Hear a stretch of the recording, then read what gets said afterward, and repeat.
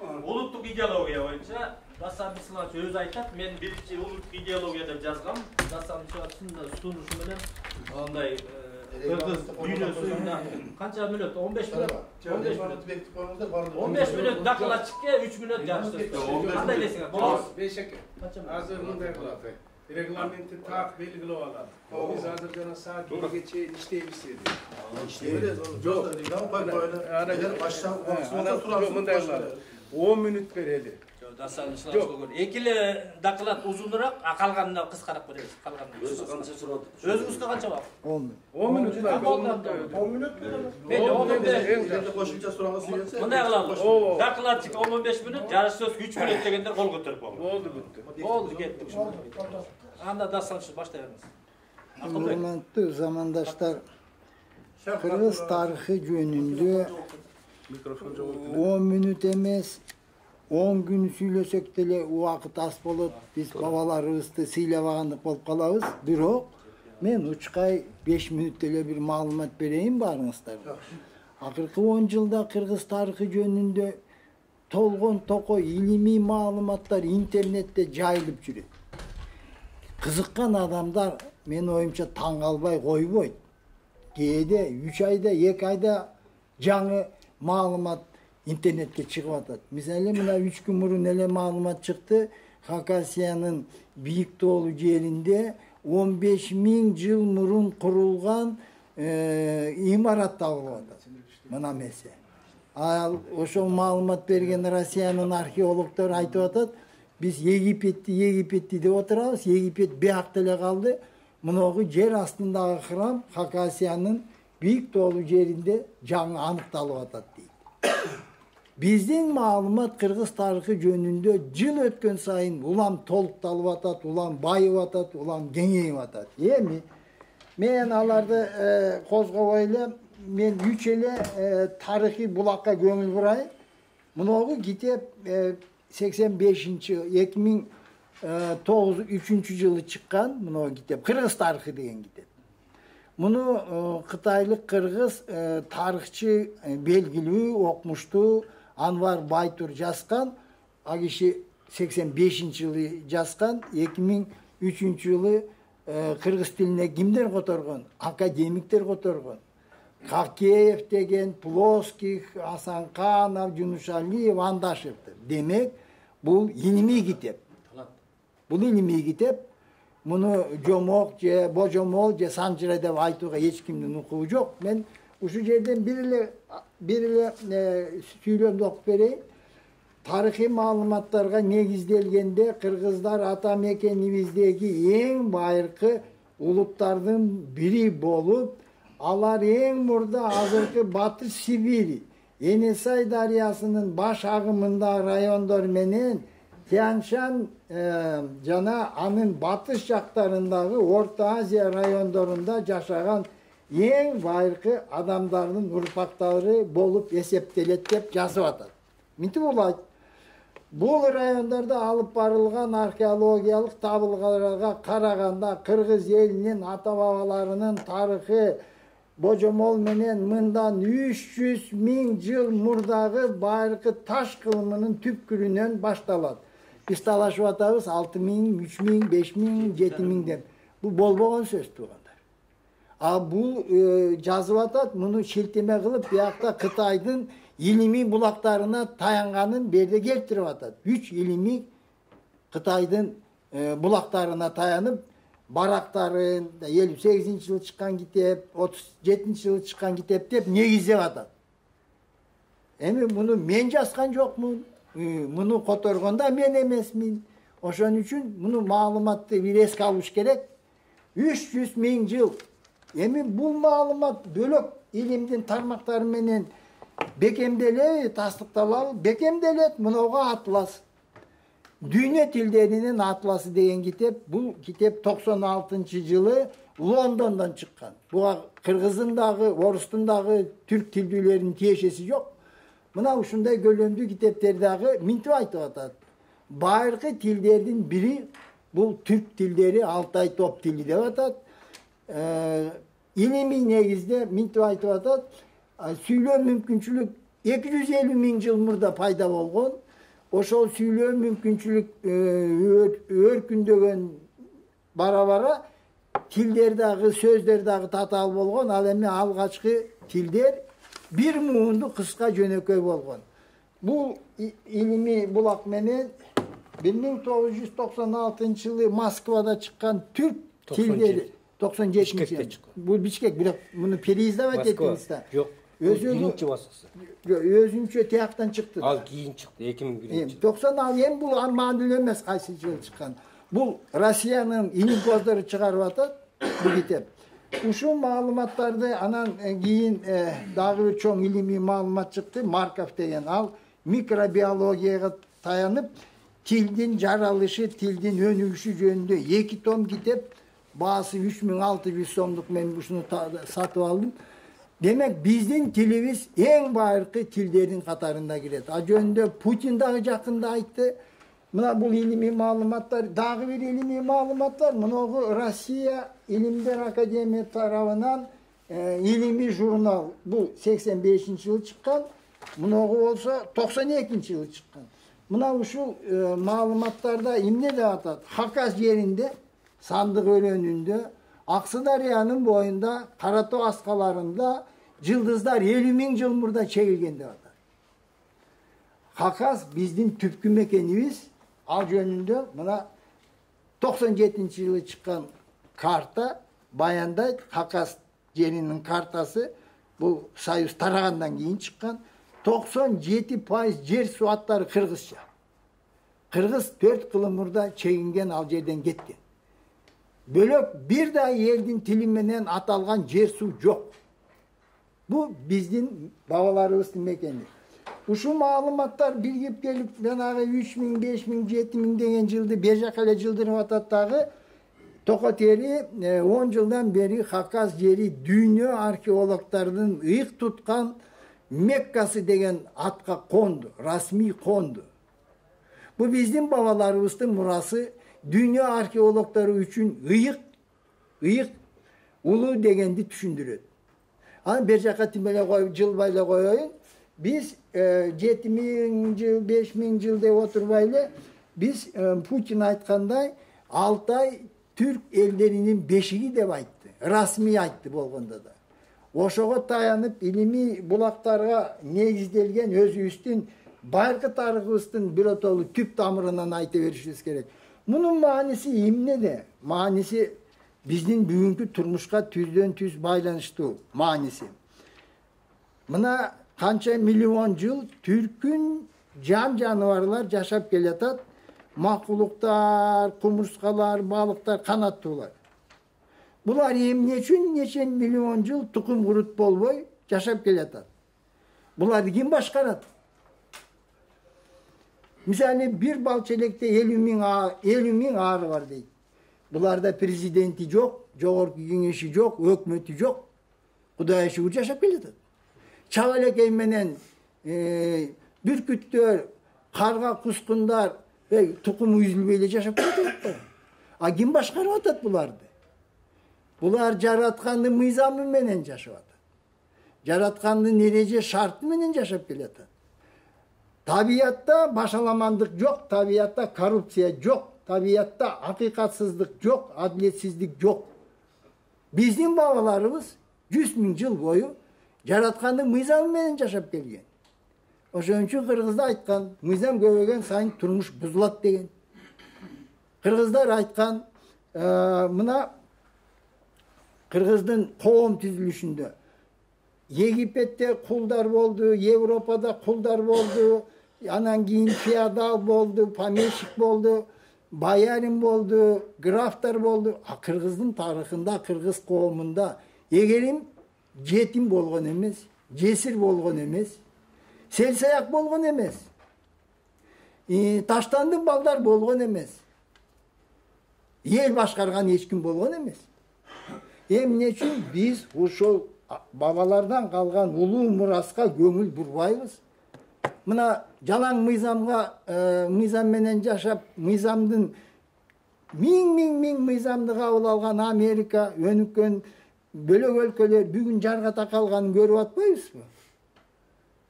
Demek mına mesele kanday yol menen Kırgız gelecekке barat, kanday turmuş kurat degen gelgende biz aytışыбыз керек. Жараткандын мыйзамын ыйык тутуп келген ата бабалардын жолун эске алышыбыз керек. Bir söz menен ayтканда. Şu menен токтотоюн бул тарых жөнүндө. Анан экинчи маселе эмки жылы 100 жыл Кыргыз Республикасы түзүлгөнгө. Бул bir кылым. Bu bir kılımda Kırgızdın küngöyü, teskeyi, tapkanı, jogotkonu emne üçün taldan başı gerek. Bugünkü avalыбызды biz gelecekке yol taptık dep ayta albayt boluşubuz gerek. Aytsak avalыбыз bölök bolot ele. Dünya ellerin avalı dağı var. Oşon üçün emki жылы uşu kurultaydın sunuşu menen uşu masele gün tartipke koyulgan tümün өлкөлөргө tarap ketken Kırgızdın danışman öküldörün delegat kılıp kurultayga çakırıp kurultay ötkörse jakşı bolot ele dep oylойм. Biz emneni ıyık tutuşubuz gerek, emneni karmanışыбыз gerek. Bizdin ata babalarыбыз oşonço ele akıllı kemel boldu bile. Bizdin ata babalarыбыздын kалтырган izi bugün dünya tarihinde her yerde kalgan. Аны эч ким талаша албайт. Манас бабабыздын ысмы Кавказда, Непалда, Индияда, Тибетте, Кытайда, Алтайда, Борбордук Азияда калган. Эмне үчүн биз ушуга көңүл бурбайбыз? Азыр Индияда дагы, Россияда дагы мынагы турмуштун көйгөйлөрүн чече албай айтып атат. Ата бабалардын билимине кайрылалык дейт. Ушундай чоң кыймыл күч алды. Россияда дагы, Индияда дагы. Emne üçün bizdin ata-babalarыбыздын muraсын dünya arkeologları, okmuştuları ıyık Mekke dep tutsa, biz emne üçün ağa göngül burbayız. Beşendinim emne üçün kurultay gün tartibine bunu özöktü masile kılıp koy. Bizdin ata-babalarыбыздын murası turmuşka tutka, ömürgө özök. Oşon üçün Kırgız yok bolup kelgen.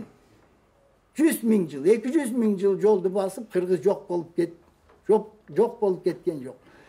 Biz uşuga kurultaydın emki жылы mınogu kılımdın bir kılımdın jıyıntыгын çıkargan, anın mаңдай teskeyin taldagan bir jakşı jıyınga koyup durup gelecekte egerde biz kan görsök anda özübüzdün jolubuzdu, özübüzdün narkılı saltыбызды anıktap alışыбыз керек. Antpesek mına görüp atabız 30 yıl egemen doğrunda emne oldu. Kança jetekçiler almıştı, eldin avalı, özgöçö azır mına kurgakçılık. Ortada koydu karаңыздар, mal jayılıp jüröt, su saktayışta. Tura. Mına karаңыздар azır talasta, bul vakta at menen geç alçı emes talas suusun. Hazır tizeden tömön talas suusu. Emne olup ketti. Emne kütüp oturat. Mına hazır toyup, jayıttın avalardan korkunuştu. Mal göbeyip ketti. Bunu maydalığa aytpay ele koyun. Bir söz menen aytkanda biz 30 yıl egemen doğrunda batış değişidik. 90 yıl 70 yıl padişahlık Россия. Anan keyin SSR'din sayasatı menen jürdük.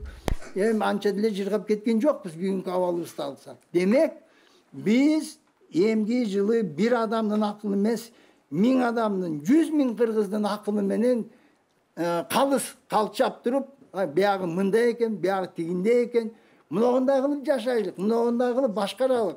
Egerde Çin ele can canavarlar hiç kim başkarbay, jaratkanın mıyzamı menen jok bolup ketpey yaşap keletsa, emne üçün adam balası hazır özü oylap tapkan mıyzamlar menen, özünün korrupsiya, tabiatı talkaladı, havanı bulgadı, dengizdi bulgadı, jer sudun barın bulgadı hazır, jok boluğunun çeyine jetip kaldı. Ama bunun bari adam kılıp atat. Can canavarlar kılgan yok. Can canavarlar yaşap atat. Kudaya şükür korrupsiya yok. Yaman görünüşler yok. Zökürdük, zombuluk yok. Biröv kamagan yok. Ne için jaratkandı mıyzamın çetke kağavızdağı, kağaktағы ertetigi batışta ilgerten beri imandı yok. Adevi yok eldin, kılık jorukların үйрөнүp, oşoğa düşüp, baldardı ünde en yakınında men aytarım, atayın adam balasının sanın 3 есе kıskarta turgan sayasat jürüp atat. Atayın, kırış üçün. Mına koronavirus, spid, atügül mına tamagaş. Azırkı tamak aştın 60% atayın uğulu zatlarga tolgun. Bizim baldarın den soğluğun qarаңыздар. Kança 2 yaştagı sakarlı diyabet, 3 yaştagı rak oru degенди uğup atабыз. Bunun biri жоқ эле burada. Эмне мындай болуп атат? Көрсө, байыган атайын бiri 50 үй бүлө 5-6 trilyon dollarga жетип алып 8 milyar adamdın 5 milyardın kırış gerek. Gereği yok. Degen sayesa жүрүп атат. Андай hukuktu kim verdi bularga? Bular emne Kuday bu. Bunu hazır el, bölük mamleketler götürüp atat bu meseleni. Oşun için akılımızga gelişimiz gerek. Teyak beyaktı tuğrap, yeçip buna uşu avalga geldik. Öz akılımız menen, babalarımızın nasihatı menen, ülgüsü menen biz dahi Kırgızdın yolunu tavuş gerek. Oşoğa sizler çoğun salım koşat dep ben işenem. Rahmat gönül buralar.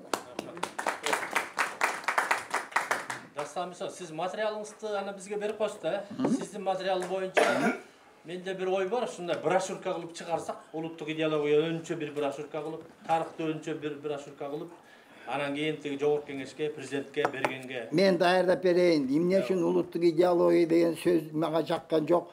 Кыргыздын жан дүйнөсүнө жат түшүнүк бул улуттук идеология. Ата бабаларыбыз антип айткан эмес да. Антип айта берсек кыргызга сиңбейт.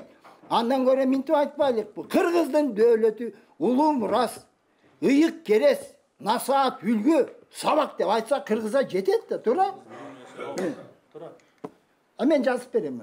Жазып берсеңиz, ошо брошюрка кылып, анан кийин президентке жибергенде мындай солидный кылып жиберели деген да. Балки сиз кош коесузбу?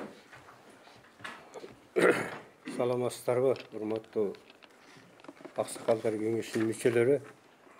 Мен Мурдагүн Дастан Исламович менен эметип бул кишинин чакыруусу боюнча эле келип калдым.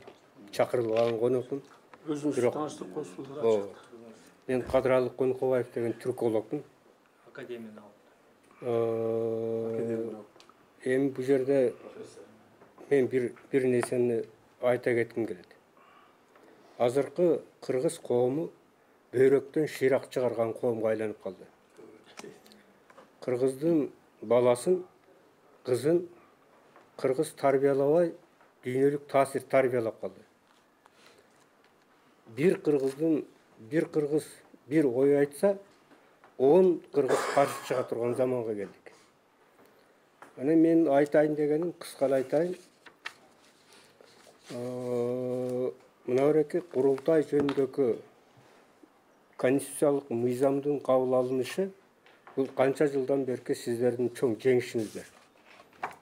Негизинде кыргыздын бір жакшы сөзү бар. Кудайга сунган кол жетпейт, падышага айткан сөз жетпейт деп.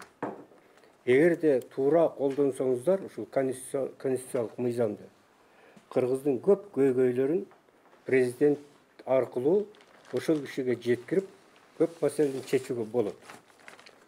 Ал үчүн сиздерде эң башкы аксакалдар кеңешинин абдан уюткулуу ынтымагы керек. Менимче. Булардын баарын жасаш үчүн мен мисал үчүн өзүм кийишкен бир маселелер боюнча бир пикиримди айта кетким келет. Азыркы кыргыз коомунда кыргыз элинин тарыхы, маданиятынын тарыхы, кыргыз элинин жашоосунун тарыхы изилденбей келгендиги мына бүгүн көрүнүп турат. Ар кандай маселе көтөрүлсө эле бир пикирге келбеген эле нерселер болуп атат. Кээде деген жанакы Виктор Козодой деген жигит киши экен мындай. Мен 15 июль күнү Новосибирскиде ал киши менен 4-5 сааттай отуруп аңгеме курдум. Кыргызстанда ызычуу. Анан бул жердеки эмне себептен ызычуу? Демек биздин кыргыз элинин тарыхында, маданиятынын тарыхында актай барактар көп. Анан жакында президентибиз китеп чыгардыптыр. Жаңы Кыргызстандын өнүгүү багыттары китептин ичинде идеологиясы деп деген китеп чыгардыптыр, Мен типографиядан алып карап чыктым. Ошонун эле башында бир сүйлөм бар экен. Кыргыз элинин тарыхын кайра жазышыбыз керек. Ошого мен акча бөлөм деген сөз жүрөт. Эгер кыргыз коомунун чын эле бүгүнкү кыргыздын акыбалы эмне болгондугу аябай оор. Биз баары эле завод курабыз, тигини курабыз, муну курабыз, тигиндей мындай деген маселелер каралып атат. А бирок ошолорго ээлик кыла турган, кыргыз мамлекетинин келечегин ойлой турган кыргыз барбы деген оор маселе турат. Бул маселени бир гана эки президент эгер ошого туура жеткирсе, ал ушу туура кабыл алса, ошондо гана эки нукура кыргыздын идеологиясы болуш керек. Анан кийин дагы бир нерсени мен айта кетким келет, себеби эл аралык түрк мамлекеттеринин уюмдарында мен эл аралык түрк академиясында 4 жыл Астанада иштедим. Ошондо көрдүм. Түрк мамлекеттеринин чиновниктеринин иттиктерин көрдүм. Ошолордун ичинен эң начар иттиктер кыргыз чиновниктер экен. Мен ачыгын эле айтайын, өздөрүнүн беттеринде айттым. Сабатсыздык, жоопкерсиздик, компетенттүүлүк, маселеге бир терең кароо, мамлекеттин кызыкчылыгы, анын артындагы элдин кызыкчылыгы деген нерселерди биздин аткан минерлер ойлобойт экен такырчы. Мына ушундай жагдайда жакшы концепцияны иштеп чыгып, аксакалдар кеңешинин демилгеси менен кыргыз элинин, кыргыз мамлекетинин тарыхы жөнүндө изилдөөнүн кандай багыттарда жүргүзүш керек деген бир жаңы көз карашты чыгарыш керек. Ал президенттин атынан ишке ашырылыш керек. Мамлекет ага каржы бөлүш керек. Жөн эле мындай куру патриот сөздөрдү айта бергенден 30 жылда көрдүк го, эч натыйжасы жок. Мен мисал үчүн айтайын, кыргыз эли менен кыргызга байланышкан илимди жамандыр жакшытыр аралашып жүрүп билем. Тарыхтагы кыргыз жашаган жерлердин баардыгын, бүгүн кыргыз жашаган чет элдеги аймактардын баарын кыдырдым. Жакында эле Якутия менен Новосибирскке түркологторго барып келдим. Таң кала турган нерселер бар. Мен 40 жылга жакын Борбордук Азиядагы кыргыздын башка түрк элдеринин калтырган маданий эстеликтерин көрүп туруп, эмне себептен ушулар биздин тарыхта жок деген чоң суроо турат. Чечилген жери жок. Бул жакынкы күндө чечилбейт дагы. Мен мындай жыйынтыктап айтайын дегеним, ойлонгон кыргыз окумуштуулар дагы аябай аз болуп калды. Юнус Алиев, Болот Мураталиевич жок. Ойлонгон бир кыргыз таанычы ошол киши болчу. Тарыхта эгер кыргыз түркологторунан бир киши калат десе, ошол Юнус Алиев гана калат. Башкаларыбыз деген эч ким эстебейт. Мезгил өтөт. Себеби мына бирки кыргыз элинин тарыхын жазыш үчүн биздин Улуттук Илимдер Академиясындагы институттардын акыбалы дагы начар болуп калды. Чын эле бул мен ошолордун ичинен ошол жакта чоңойдум. Ошолор менен жашап, нан таап жеп жүрөбүз. Бирок бүгүнкү Илимдер Академиясынын абалын ошондогу окумуштуулардагы таптакыр илимий ойдун жоктугу абдан өкүндүрөт. Башкасын айтпаганда дагы Юдахин түздөп кеткен, негиздеп кеткен Жапар Шукуров деген кыргыздын керемет окумуштуусу академияны курган Скрябин жанында. История киргизской письменности деп Молдо Кылычты 46-жылы диссертация жазган киши. Ал киши унутулду. Ошолор кыргыз лексикографиясында кыргыз сөздүктөрүнүн баарын жасаган ошолор болчу. Бүгүн кыргыз сөздүктөрүн жаза турган адистердин баары жок.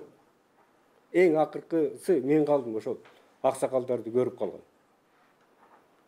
Бул абдан өкүнүчтүү нерсе. Ошондуктан президенттин өзүнө кыргыз таануунун бүт тармактарын изилдөө боюнча, кыргыз элинин маданиятын изилдөө боюнча жаңы концепцияны даярдаттырып туруп, Пат Иги дейт президент.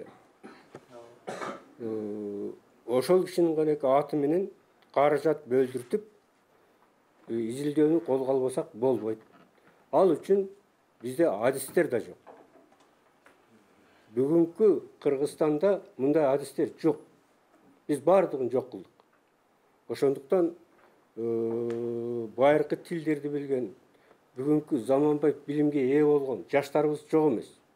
Ошолордун баарын ичинен тандап, акчанын баарын ошолорго уюштуруп берип, курултайдын атына сунуш киргизсеңиздер, бир гана бул маселени чече турган, колдой турган менимче президент. Ошондой бир сунуш менен киргизсеңиздер, анча-мынча окумуштуулар биз өзүбүздүн түшүнүктөрүбүздү жазып берелик. Бул курултай деген нерсенин кадыр баркы да ошону менен көтөрүлөт. Жөн эле куру сөздөр менен эмесчи. Мен тааныштырып коеюн, бир топ тааныбайт экен. Кадыр Алгонкова 90-жылы Союз ыдыраганда азаттыкты жетектеп, азаттыкты кылган кишилердин бири бул киши. Анан тилчи катары Орхон Енисе жазууларын ийине жибине чейин иликтеп 3 том китеп чыгарган киши. 7 том китеп чыгарган. Үчөө менде бар. Бу эмне деген эмгек? Ошон үчүн тилге, улутка кызмат кылган адамдар 5 болсо, ошонун бири мына отурат араңарда. Ошон үчүн бул кишинин мына жана күйүп айткан сөздөрү абдан жүрөктөн чыккан сөздөр да, себеби бул киши өзү акыркы 30 жылда ушу эмне болду, кай жерден жооттук дегендерди күйүп кейип жүргөн киши. Анан мен тарыхка тиешелүү эмес, эми курултайга тиешем бар менин оюмча элдин баары билет болуш керек. Мен ушуга бир нерсени айтабын. Эл бир болсо кан тим болот дейт кыргыз. Көп түкүрсө көл болот дейт. Мына силердин жанагы мыйзам тегерегинде өйдүлдү талаш тартышты мен кээде көрүп калам. Мынагы депутаттарды ордуна кое албайсыңар да. Депутаттар ким я? Булар айтат, ар бир айылда, ар бир областта курултай кылып таштаптырсыңар. Бу атам замандан бери келаткан кыргыз элинин укугу кеңешип, чогулуп чечкен. Аны жок кыла турган ошо Элмирза Сатыбалдиев, Жанар Акаев, көпүрө деген дөөрөгөн сөздөрдү айтып отурат. Мен күйүп кеттим. Кыргыз көпүрө болгон эмес. Европада парламент көпүрө. Кыргызда курултай агып ташкында аккан дарыя. Бияк жээгинде чиновниктер отурат, бияк жээгинде кыргыздын тарыхы отурат. Көпүрө дейт. Көпүрө деген болгон сөз дейт. Батыштан көчүрүп алган. Эркин иним, кайсы көпүрө кыргыз? Эл өзөк болгон. Көпүрө болду дейт. Ушул жерден адаштыңар анан. Анан тиги депутаттар биз өйдө турабыз, силер көпүрө болбой эле ойгула деп айтып атпайбы? Мына азыркы көп маселелерди эгерде баарыңар биригип артыңардан элди ээрчитип алып туруп, маселени кабыргасынан койсоңор, көрөт элем мен булар ошого колдобогонун. Бириге албай жатасыңар. Ачык айтайын. Ушул жерде бириге албай жатасыңар. Ар кандай мыйзамдарды чийки мен карадым, кээ бир мыйзамдарды уят. Ал мыйзамды мен өткөрбөйт болчумун. Мыйзамда күнөө жок.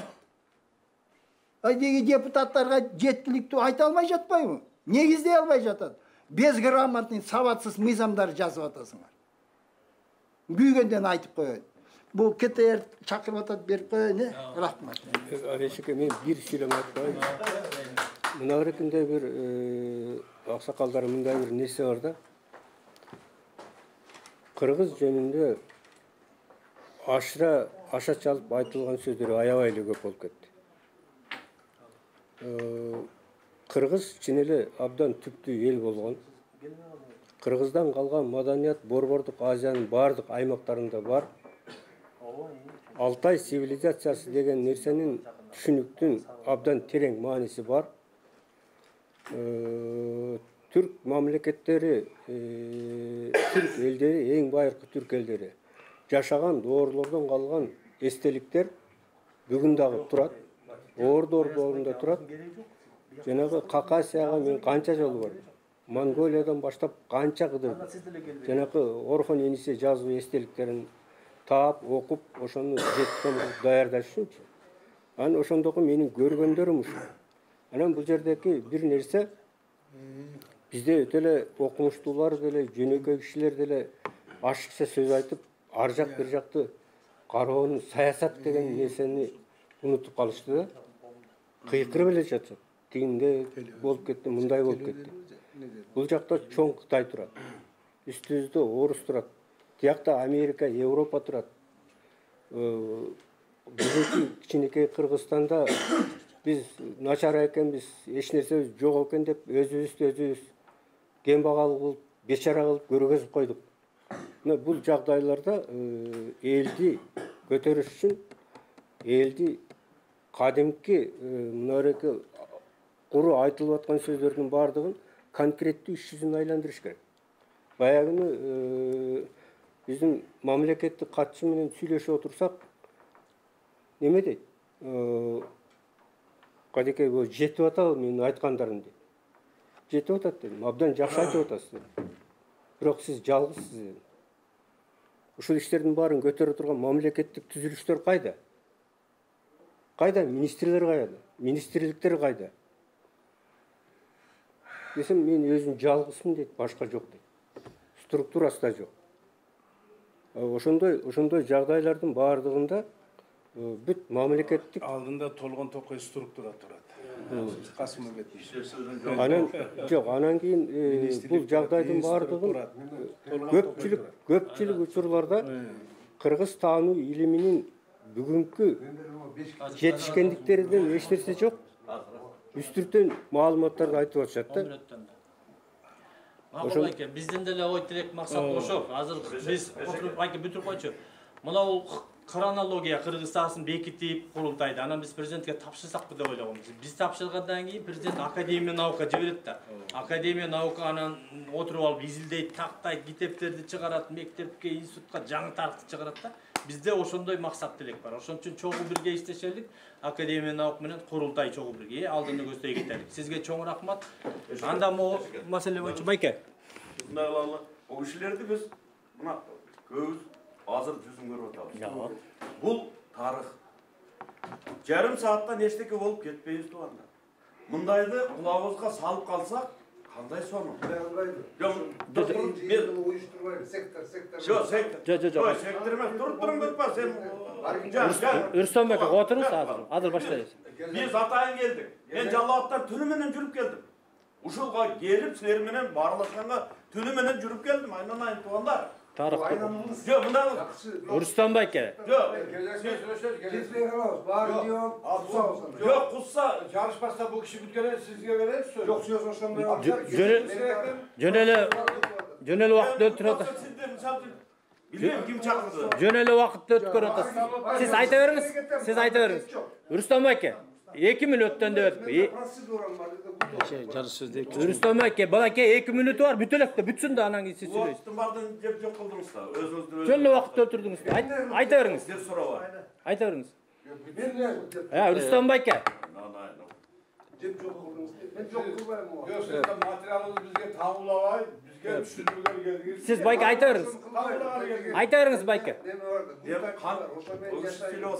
Ошо менен кетип атпайсызбы? Рустам байке, бүтөлөк да. Бул кишинин 3 мүнөттүк убактысы бар да. Айта бериңиз байке. Просто эртип болдук да. Айтайын деген бир маселе. Жана сиз айтып атпайсызбы?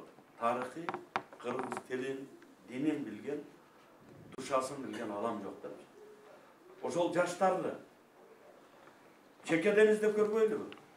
Айылдардан издеп көрбөйлүбү? Обязательно академияны бүтүп, же бир илимди бүткөн адамдар эмес, бир сонун кыргыздын лакабын, сөзүн накта кылгандарды жанагында акча бөлүнгөндө четке чыгып бир издеп көрбөйбү? Мына сиз ошо баш болуп алып, Таласка бир ай, Жалал-Абадка бир ай, Ошко бир ай, Баткенге. Себеби ар бир облустун өзүнүн тарыхы бар. özünün diyalektika var. Uşunu bir kötörüp çıkmayız. İlimpoz katarı. Sizdin de biz de uşağa jardan bereli eken. Bugün gerek bolsa şuradan jazalı. Bunu rezolüsiyonun bir chetine yazıp keterler. Uşu ayıldan izlep göröler. Özü kötürgün meseleniz doğru. Ana bir yerde de adam yok dep karap oturup hiç. Yok, hazır adam var. Kırgız'ın şunçalık kalanlıklı uğul kızlarımız var.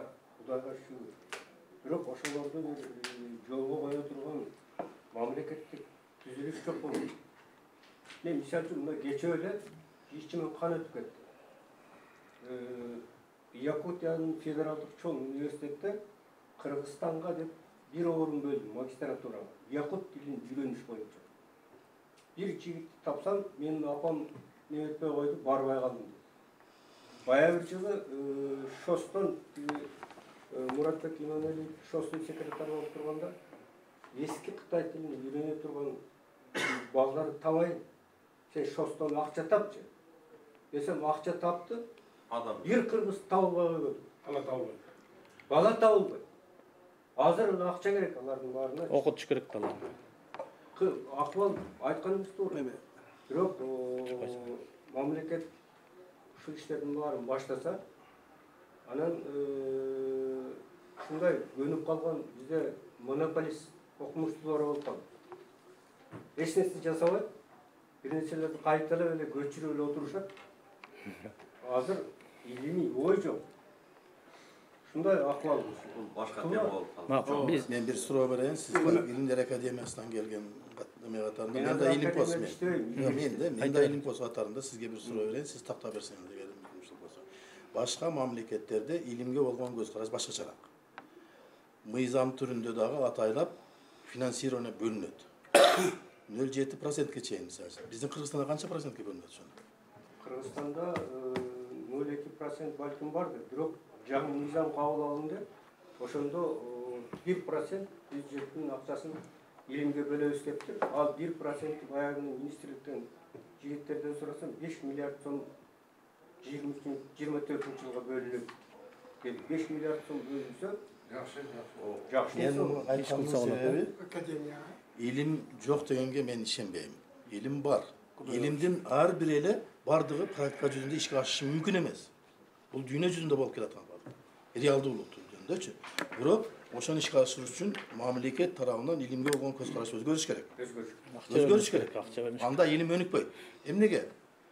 Yok degende neyle 1% olmasın. 0,7'ye çıkarsın bana. En zaman degen Tajikler 0,7% beredi. İlimge olan göz karşı. Bizi de çeşit durdu hani. Hem oşanın nersenin göz karşı gerek, oşanın kılış gerek, oşanın üstüne işe. биз азыр муну резолюцияга жазабыз. Академия наука акча бөлүнсүн деп. Oşağa girgiziş gerek. İlimge olan göz karşı. Карасаңыздар азырчы, мисалы үчүн Эгер мындай талып болсо кечке чейин отурабыз. иштеген академияда профессор Эмантөбү кетип кеткен. 7000 сом бир ставка. Doğru da şöyle. Мейли байке, сонда сүйлөштүк, сизге рахмат. Мына 3 вопросту карадык, идеологияны, тарыхты, анан жанагы 100 жылдыкты өткөрүү, ЮНЕСКОдон курултайды өткөрүү, жана Орхон Энесай тамгаларындагы кыргыздыкы деп табуу деген жери бар байке. Сиз жакынсыз ушуга. Бүткүл дүйнөлүк кыргыздардын курултайын өткөрүп, ошол жакта Орхон Энесай жазсын кыргыздыкы деп табуу, курултайды ЮНЕСКОдон өткөрүү, Кыргызстандын ай календарын бекитүү деген 30 миңдик жыл деген. Жанагы Орхон Энесай жазуулары боюнча так болгон маалыматты айтайын. Сиз ошого бир 700дөн бир аз көбүрөөк Орхон Энесай жазма эстеликтери бар. Ошолордун баардыгын 7 том китепке айландырып, биринчи томун биз чыгардык. Кудай буюрса, калган томдор дагы ошо 1 жыл, 2 жылдын ичинде чыгат. Эми бул жерде ошонун баардыгы да кыргыздардыкы деген сөздүн өзү туура эмес. Кыргыз каганатынын доорунда жазылган Енисей жазма эстеликтери. Бул накка кыргыздын жазма эстеликтери. Кыргыз адами тили. Мен ошолордун баарын жазып койдум. Анан кийин бүт эле Орхон Энесей жазма эстеликтери десек, бул туура болбой. Ошондуктан жанагы мисалы үчүн уйгур каганатынын доорундагы 100дүн тегерегиндеги уйгур жазма эстеликтери. Каганат доорунда. Жазма тил качан пайда болот? Жазма тил качан мамлекет болгондо, муктаждык болгондо жазуу чыгат. Кадырлы кетси резолюцияга кандай редакцияда киргизүүнү сунуштайсыз, ошону айтсаңыз. Ошону Енисей жазма эстеликтери байыркы кыргызлардын кыргыз кагынатынын доорундаky кыргыз жазма тили Енисей жазма эстеликтерине киргизген. Таанылсын деген. Ошону изилдөөгө академиялык акча бөлүүсүндө бир резолюцияга жазып коелу. Рахмат сизге байканда. Рахмат. Мисалы үчүн тереңирээк экзотерика чейин кирсек, биз бир Кудай жалаган элбиз да, жакшы элбиз биз. Өтө жакшы элбиз. Байыркы элбиз. Аябай эле байыркы элбиз да. Просто биздин эмнеде болуп атат, жана япондордо бири-бирибизге минтип турбастан ажылдашып эле, кыйкырышып эле бири-бирибизди жамандап алганбыз да, ошондон ишибиз жүрбөйт. Себептегенде эл касиеттүү болгондон кийин ошол элди касиеттүү кишилер түптөп турат да.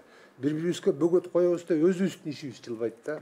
Ошондуктан мамилени өзгөртсөк, бири-бирибизди сыйлашсак, мындай экен, өзбектерди жаман көрөбүз баарыбыз.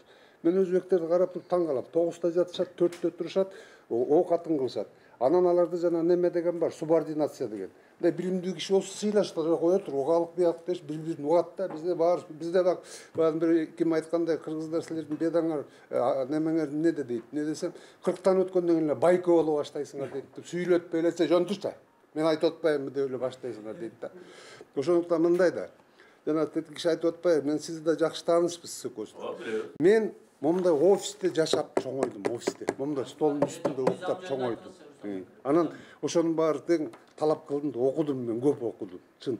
Мен жеке өзүмдүн башымды кызыкчылыгыман баш тартып койгон кишимин. Анан бүгүн мына көрүп атасыздар, айттырбай эле уже келди. Ошо мен айтып жүргөндүн баары бүгүн болуп атат. Суу жок. Мен таласка барып келдим. Күйүп кетиптир. Ошо немеси сүйүнүчүп, анан талас тыгылга сүйлөп берип, элге ачык эле айттым, туура түшүнгүлө, мойнуңарга алгыла. Аба ырайы өзгөрүп атат. Мен мөңгү менен иштегенден аба ырайы менен иштеген кишимин. Быйыл азык түлүк каатчылыгы болот, мойнуңарга алгыла. Немеңерди бугула, ушундай болот. Кандай көйгөй болсо чыга турган жол болот, эки жол болот. Же шылдың болуп чыгабыз, мамлекет жүзү жоготуп, же татыктуу чыгабыз. Ошо татыктуу чыкканга аракет кылышыбыз керек да.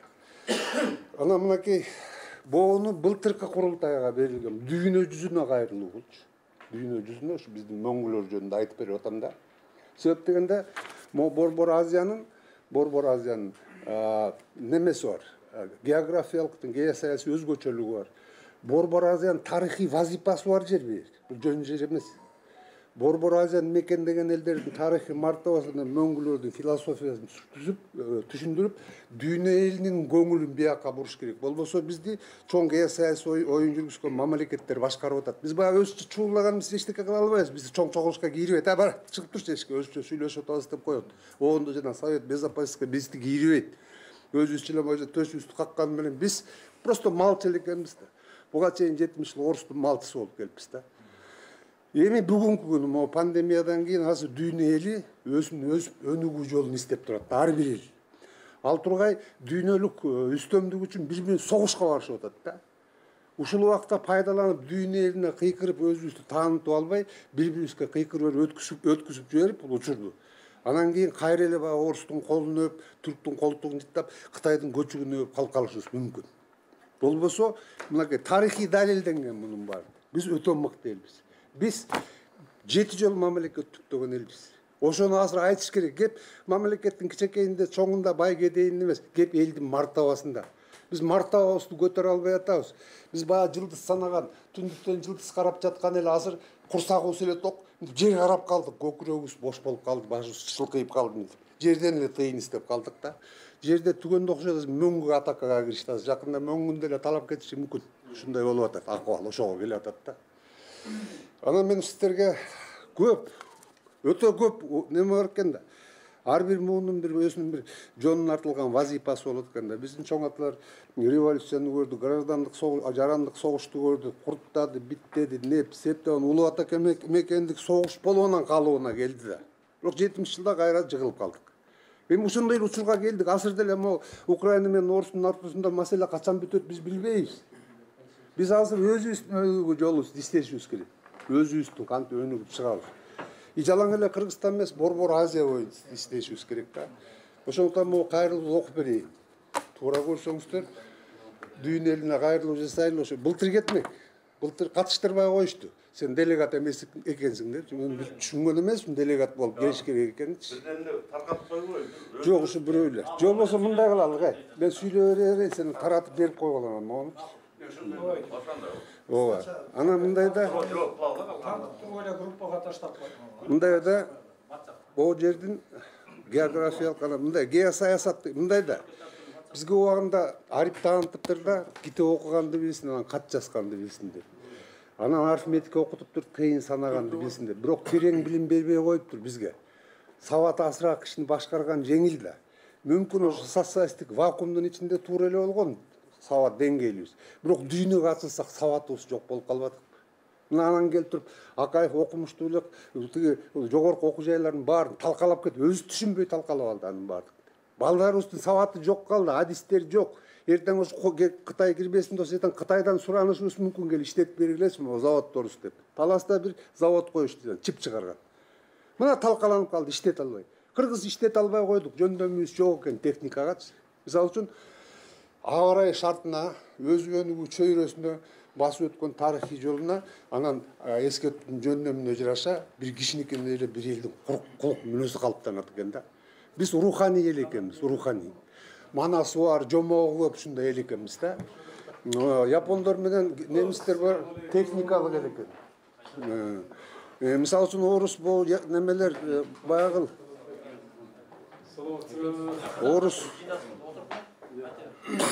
орус бул кимдер, тиги украиндер, америкалыктар булар согушчан элдер экен.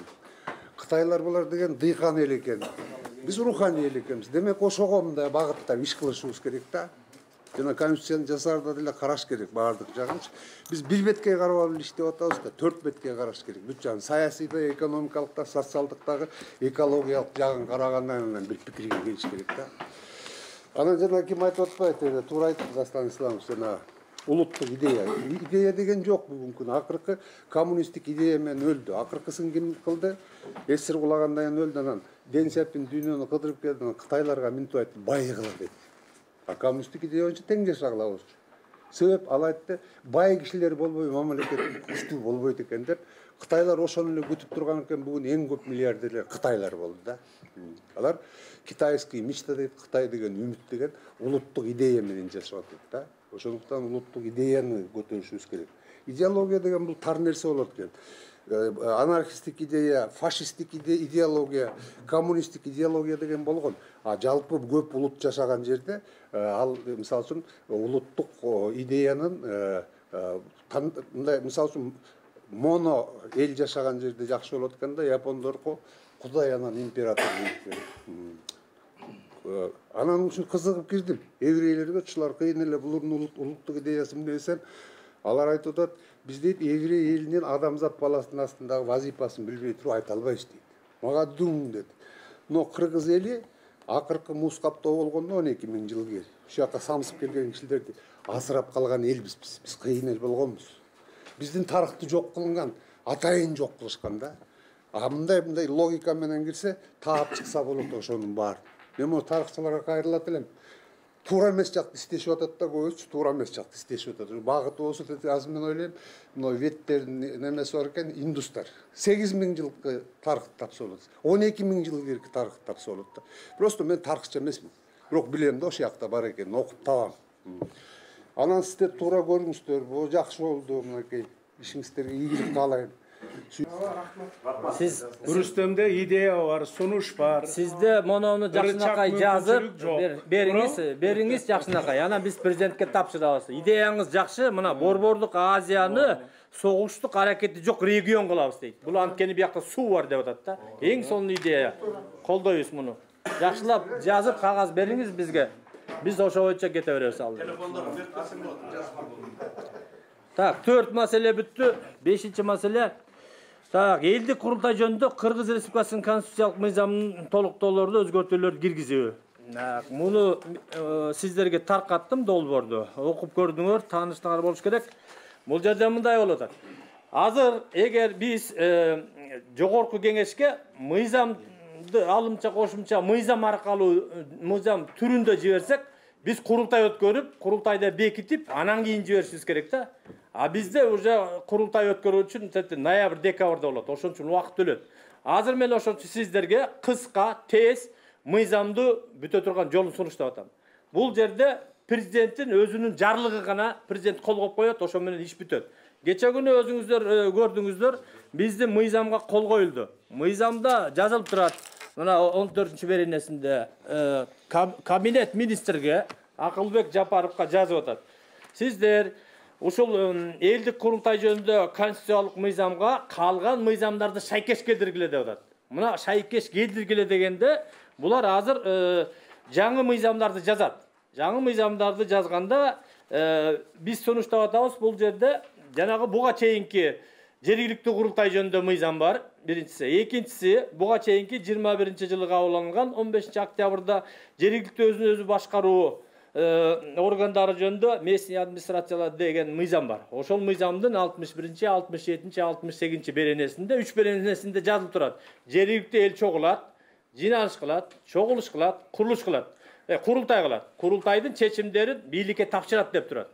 Мына ошону эле мен бияка жазып койдум да. Эң негизгиси көп нерсени окубайын да, главный нерсени айтайын сиздерге. Мына могунун эки эле пунктун окуп койгула, түшүнүктүү болот сиздерге.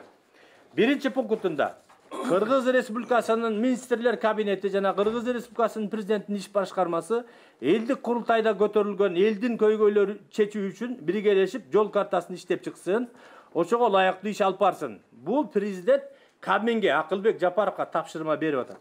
Экинчи пункт. Бул Кыргыз Республикасынын президентинин областтардын ыйгарым укуктуу өкүлдөрү, жергиликтүү мамлекеттик администрациялар. Булар губернаторлорго, акимдерге, айыл өкмөттөрүнө тапшырма берип атат да. Жана жергиликтүү өз алдынча башкаруу органдары менен биргеликте жергиликтүү мамлекеттик администрация жана жергиликтүү башкаруу органдары жөнүндө мыйзамдын 61-чи, 62-чи, 68-чи беренесине ылайык курултайдын делегаттарын айыл өкмөттөрү 1 айда бир жолу кабыл алсын, акимдер 2 айда бир жолу кабыл алсын, губернаторлор 3 айда бир жолу кабыл алсын, мэрлер 3 айда бир жолу кабыл алып, көтөрүлгөн көйгөйлөрдү чечиш үчүн иштерди алып барсын деп жазылып турат да. Мына ушундай сунуштарды киргизип атабыз. Аягында болсо ар көздөй өзүнүн президент ушундай жарлыкка кол койсо, муну Кабмин да аткарат, аким да аткарат, губернатор да аткарат, айыл өкмөт да аткарат. Жанагы бизде жогорку кеңештин депутаттары жергиликтүү курултайларды жоюп салбады. Айылдык курултай, райондук курултай, областтык курултай деген жоюлуп. Мына ошонун баардыгы ордуна келет да. Анткени себеби жергиликтүү өзүн өзү башкаруу жөнүндө мыйзам бар, жергиликтүү курултайлар жөнүндө мыйзам бар. Ошол мыйзамды эле булар аткарылышат да.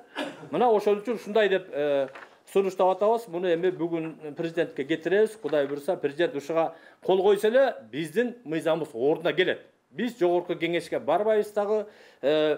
Жогорку кеңешке алар азыр каникулда сентябрга чейин иштебейт, убакыт өтпөйт да. Бул убакыт тез эле бул чечилип кетет. Жогорку кеңешке сентябрдан келгенден кийин баары бир мыйзам жазышыбыз керек. Анткени себеби биздин регламентте мыйзамда мындай деген жазуу бар. Эгерде курултайчылар мыйзам долбоорун жогорку кеңешке сунуштаса, курултай өткөрөт деген жер бар да. Эми элестеткеле 1 жылды күтүшүбүз керек. 1 жылда уже курултай таркап кетет. Мөөнөтү бүтүп калат. Ошон үчүн биз азыр сунушту киргизип атабыз. Бул жерде курултай өткөрбөй эле, курултайчылар мыйзам долбоорун жазганда, муга чейин аксакалдар кеңеши болчу да. Мындан ары улуттук кеңеш деп аталат.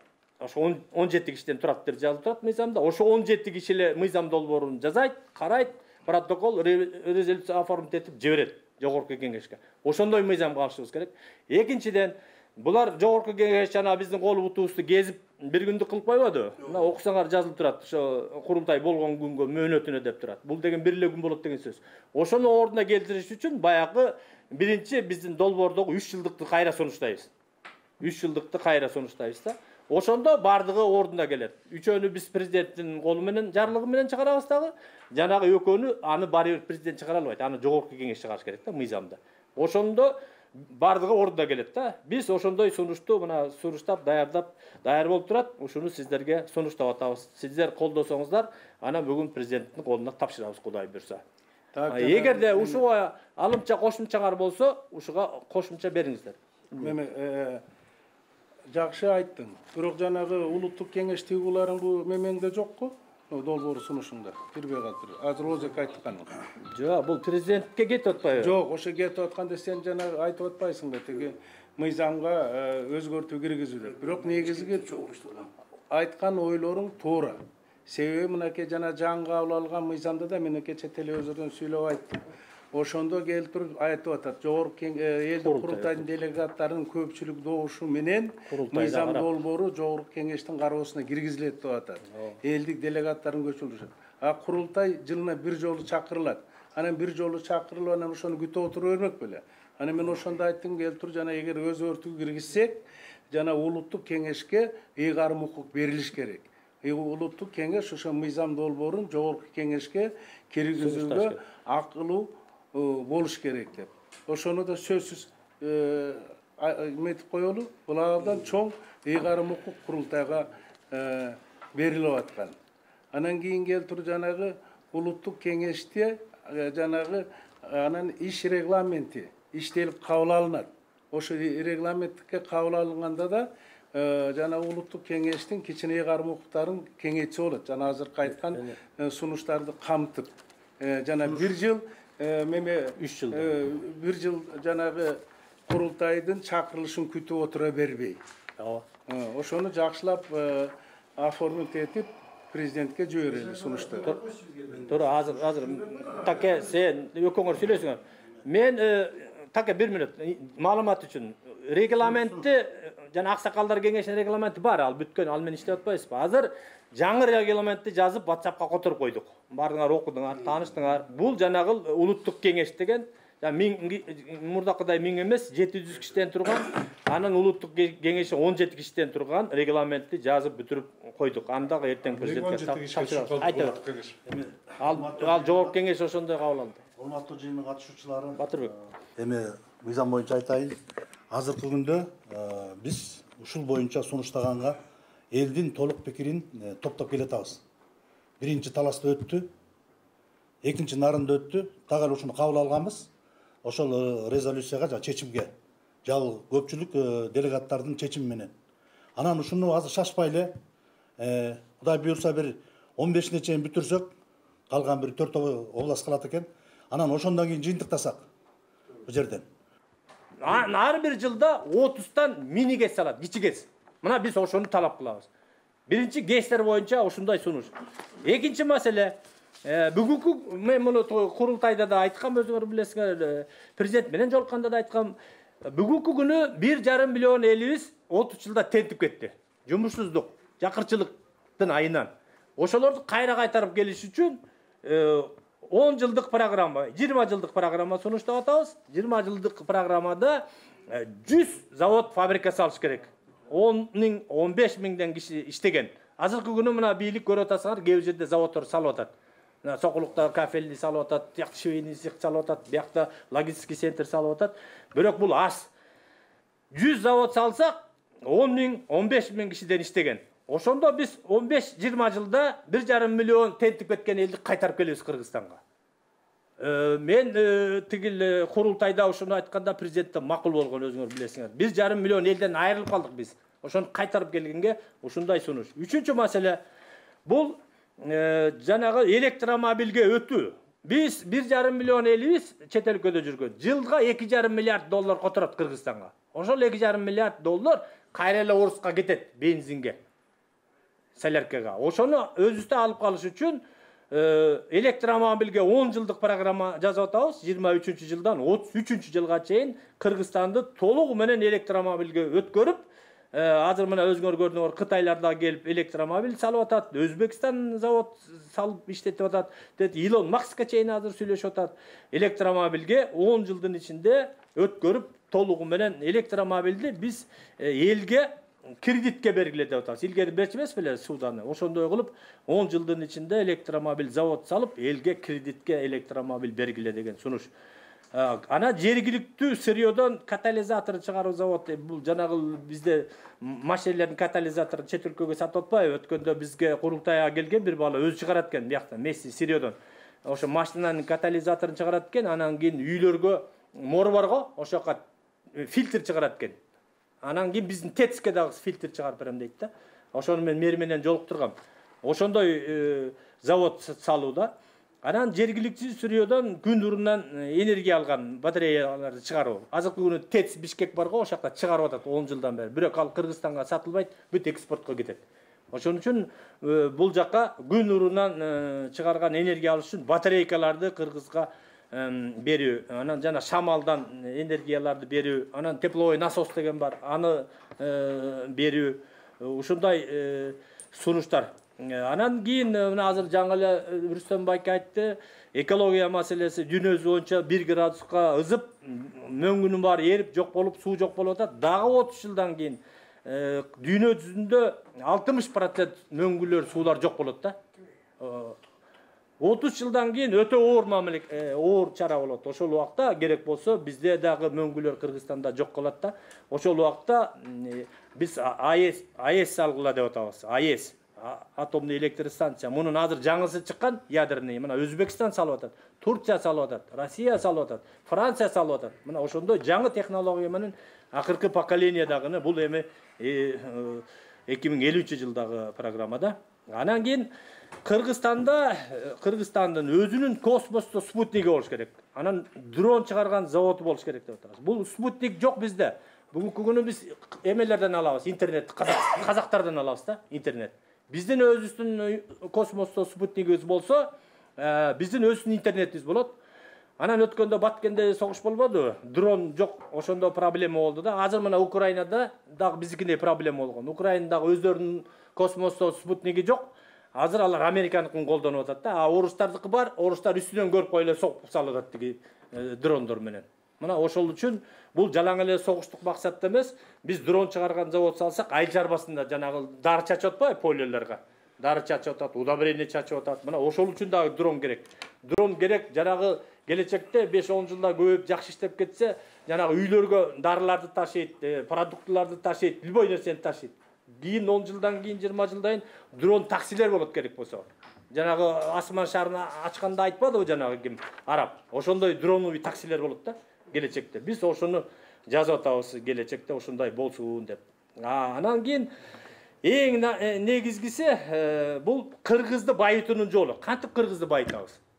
Мына Кыргызстанда 1 миллион 200 үй бар. Баарыбыз эле үйдө жашайбыз го. Үйдө шифр менен жабылуу үйүбүз турабы? Ошо шифрдын ордуна биз күн батарейкаларын коелду, өкмөттөн суранып атабыз. Ар бир үйгө күн батареясын коймой, шамал станциясын коймой жанына, анан кийин байке, анан биогаз установкасын коймой. Мына мен Кеминдемин, Кеминге 20 жыл мурда био установка коюлган. Үйдө эле тиги малдын кыгын ачытып эле газ чыгарып бересиң, үйүңдө тамагың бекер болот да. Мына ошондой система. Ар бир кыргызды байытыш үчүн. Анан жанагы ар бир кыргызды байытыш үчүн жанагы 453 айыл өкмөттө, айма өкмөткө 5-6дан чакан кес. Ар бир айыл өкмөттө 5-6дан чакан кес керек. Ар бир үй эмеде айыл өкмөттө 5-6дан скважина салдырышыбыз керек. Азыр 30 жылдан суу жок болот. Скважина салдырып, жана капельный орошение көчүш керек. Мындан кийин арык менен суу келет, бычкеде чоң суу болот деген болбойт 30 жылдан кийин. Бардыгына капельный орошение кетишибиз керек да. Скважинаны буруп кетиш керек. Керек болсо ар бир үйдүн өзүнүн скважинасы болуш керек да. Анан ар бир үйдө майник болуш керек. Криптовалютага өтүш керек деп атабыз. Электронный акчага өтүш керек деп атабыз. Мына кече күнү көрдүңөр телевизордон Кыргызстанда 2 жерде майник центри бар. Кеминде майник центри бар. Анан кийин Камбарата 2де майник центри бар. Бул майник центр деген мындай эле аппарат бул эмедегидей эле. Ошол бир айда $1000 акча табат. Бунун үчүн энергия керек да. Кыргызстанда энергия жок. Өкмөт запрет кылган майник центрге койгонго болбойт частный кишилерге. Бул Казакстанда уруксат алган. Казакстан дүйнөдө азыр 2-нчи местордо турат. Казактардын ар биринин үйүндө майник центр бар. Ар бир казак $5000-10.000 айылдан үйдөн бир айда акча алат. Жөн эле эчтеке кылбай эле компьютерден чыгарып алат да акчаны. Келечекте биз дагы ошого барышыбыз керек. Ар бир кыргыздын үйүндө бирден майник центр туруш керек. Майник центр бир айда $1000 акча таап берет. Жанагы биздин сот защита Кудайберген Базарбаев жакшы жумуш алып барып атпайбы? Жана жакыр жашаган элдерге уй алып берип атат, тиги машина алып берип атат, швейный машина алып берип атат. Ушундай эле кылып жакыр жашаган кишилерге мамлекет тарабынан майник центр алып берип койсо болот да. Мына ошол пенсионер, например, мамлекеттен пенсия албайт, майник центрден пенсия алат да. Бул аябай келечекте перспективный иш да. Ошо криптовалютага барыбыр өтөбүз. Муну наличка акча болбой калат. Бүт электронный акча болот, криптовалюта болот, келечекте бүт ошондой болот да. Ошон үчүн келечекте алдын ала ушундай сунуштарды берип атабыз. Анан бунун баарын иштеш үчүн, конечно, специалист керек. Ошон үчүн ар бир үйгө IT адис болсун деп атабыз да. Бюджеттин эсебинен ар бир үйгө бирден айтишникти мамлекеттин эсебинен окутуш керек. Университеттер, институттар ачылып бар, IT немелер ачылып атпайбы? Ошака мамлекет ар бир үйдөн, бир семьядан бир баланы мамлекеттик бюджеттин эсебинен окутуш керек деген сунуш берип атабыз. Анан келечекте бүт смартфон болсун, ар бир үйдө интернет болсун. Жана суу, свет, газ дегендин баары интернет аркылуу төлөнсүн, сотка аркылуу. Пенсия пособиянын баары соткага которулуш керек да. Азыр бизде мамлекет банк менен мамлекет бизнес кылып атат да. Жанагы карточка деген бул бизнес. Карточкага которгондо жарымысын тиги банк алат, жарымысын жанагы фирмалар алат да. Мындай болбош керек. Ар бир мугалимдин, врачтын, кимдин болсо дагы айлыгы өзүнүн соткасына түш керек. Соткасын эле колдоно берет. Эч кандай банкка төлөбөйт услуга. Келечекте ушуга барыш керек. Анан үйүңөн жатып алып эле ошо соткаңан эле газ, свет, сууга которуп коесуң. Мына ушундайды бул жанагы электрондук тиркеме сунуштап атабыз да. Анан шайлоолордо электрондук добуш берүү тиркемеси. Азыр мына көрдүңөр, бары бир эле Ленин районунда жана акча таркатмай болуп, биздин Диязали соттолуп атпайбы? Мындан андай болбойт да. Электронный курултай болот, электронный добуш берет, үйүңө жатып алып эле келип добуш берип коесуң. Эч кандай жанагындай центр избирком менен ар бир участактын кереги да жок. Даже дүйнөдө чет өлкөдө жүргөндөр отуруп алып эле Кыргызстанда болгон 3,5 миллиард элди киргизет приложенияга, центр избирком. Ошол аркылуу эле добуш бере берет. Эң негизгиси бул жерде коопсуздук сакталыш керек. Эч ким жазай албай турган болуш керек. Ар ким өзү добушун берип атканда өз көзү менен көрүп туруш керек видео камерадан. Плюс берип атабы, минус берип атабы деген. Анан акылдуу үй, акылдуу шаар, акылдуу улут деген долбоорду сунуштап атабыз. Акылдуу үйгө өзүңөр билесиңер, чет өлкөгө барсаңар көрүп жүрөсүңөр. Үйдөн киргенде карточка болот. Карточканы сайсаң, свети, газы бүт баары өчүп калат. Алып койсоң, үйүп калат да. Ошондой сен унутуп да көчөгө кетип калсаң, өзү эле өчүп калат да. Ошондой умный үй деген бар. Умный шаар деген бар. Бул дүйнөсүндө иштеп атат. Муну биз дагы Кыргызстанга алып келиш керек. Ал деле ошондой экономия, электроэнергия жана мусордун баардыгын өзү башкарат да, акылдуу немелер, чөтчүктөр. Акылдуу улут. Мына ушундай долбоор. Негизинен муну айта берсең аябай көп. Бул жерде кыскартып айтканда, могу жерде 100 сунуш бар. 100 сунуштун ичине 20сы мыйзам тууралуу, 80-и сунуш. Агы дагы бир силерге, бизге кызыктуу дагы бир сунуштарга токтой кетейин. Бул жанагы кыргыз тилде мамлекеттик кызматкерлер бир эле кыргыз тилден эле экзамен берип коет атпайбы? Ошого биз кошумча кылып атабыз. Бир эле кыргыз тили эмес, мындан кийин мамлекеттик кызматкер иштей турган болсо, кыргыздын салтынан экзамен берет, наркынан экзамен берет, тарыхынан экзамен берет, кыргыздын манасынан экзамен берет, манастын кыргыздын жанагы кут билим дегени бар, кутту билим деген. Ошол китепте мамлекеттик башкаруу, адилет башкаруу, акыйкат жөнүндө сөздөр бар да, ошондон экзамен берет. Ушундай сунуш киргизип атабыз. Экинчи сунуш бул жанагы чет өлкөдөн келгенде, президенттер келгенде, биздикилер баягы Россиядан калып калган да, көнүп калган. Армияны алып барып коюп элет деген, Нацгвардия тосуп коет атпайбы? Ошонун ордуна манасты 40 жоросу тосот да. 40 атчан болот. Калпак менен, найза менен, улуттук кожуну кийинген болот. Илгерки биздин ата бабанын завод кийимдери менен. Атчан болот, анан кийин жанагы салбурундагы бар го, тайгандар, бүркүттөр ошол менен тосот да. Төртүнчүсү президенттер чет өлкөгө чыкканда сөз улуттук кийим менен барат. Ак калпак, аялы дагы Кыргыздын элчеги менен, улуттук кийим менен. Бешинчиден, ар бир чиновниктин кабинетинде мурда президенттер илип койчу эмес беле, Акаев, Атамбаев мында. Ошол ар бир чиновниктин кабинетинде манастын сүрөтү илинип турат. Кожунун, сонун жанагы атчан бар го бүркүттөр менен. Ошол сүрөттү бүт Кыргызстан боюнча мамлекеттин чиновниктердин кабинетинде илинип турат. Анан булар ант берет, ар бир чиновник, билесиңер да, министрлер келгенде. Мен мыйзамды бузбайм, мыйзам бузсам, мыйзам дегенде жооп берем деп коет. Ал билет сот ботун баарын сатып аларын. Ошон үчүн коррупция кыла берет да. Ошон үчүн биз булардын антын өзгөртүп, манастын антын айттырабыз. Манастын антын айтат булар. Ушундай улуттук багыттагы өзгөрүүлөр 7-ci özgөрүү барыңар паспорт көтөрүп жүрөсүңөр, паспорттарды ачсаңар туулган күнү деп турат. Билесиңер Кыргызда туулган только айбан туулат. Адам төрөлөт. Ошон үчүн биз туулган күнү эмес, төрөлгөн күнү деп паспортты өзгөртөбүз. Ушундай улуттук багыттагы чоң өзгөрүүлөр бар. Анан силер жаңы келдиңер, дагы айтып коеюн, эмки жылы 24-жылы Кыргызстандын АЭС болгонуна 100 жыл болот.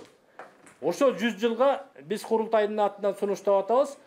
100 жылдыкта бүткүл дүйнөлүк кыргыздардын курултайын өткөрүп, жанагы Орхон Элесай деген жазуусу кыргыздыкы деп таап, экинчиден могу курултайды кыргыздыкы деп ЮНЕСКОдан өткөрүп, үчүнчүдөн кыргыздын ай календары деген бар. 30 000 жыл болгон. Мына орустарда доказанный таштарда сүрөттөрү турат ай календар. Ошону кыргыздыкы деп таап, аны дагы ЮНЕСКОдан өткөрмөй. Ана кыргыздын тарыхы акайып айтканда 2200 жыл эмес. Мына азыр Сарыгул айтты го. Мен жанагы ДНК бар го. A1, R1, Z93 деген.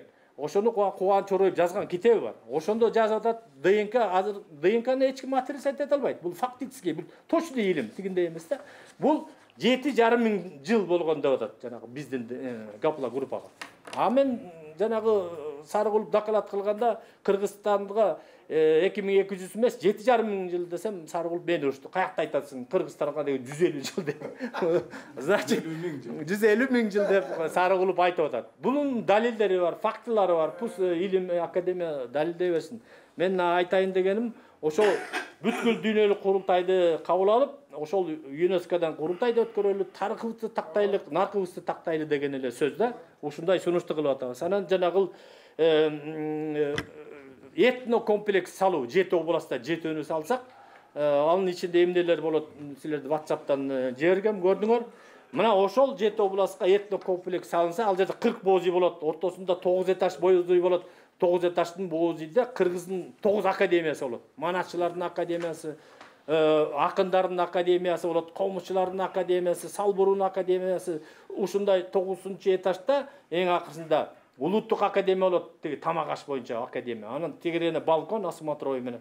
Ошол жерде нуккура кыргыздын тамактары берилет да. Мына ушундай идеялар. Анан ошол жерде улуттук этно комплексте биздин курултай өтөт. Биздин курултай, Норуз, жанагы этно выставкалар болот го.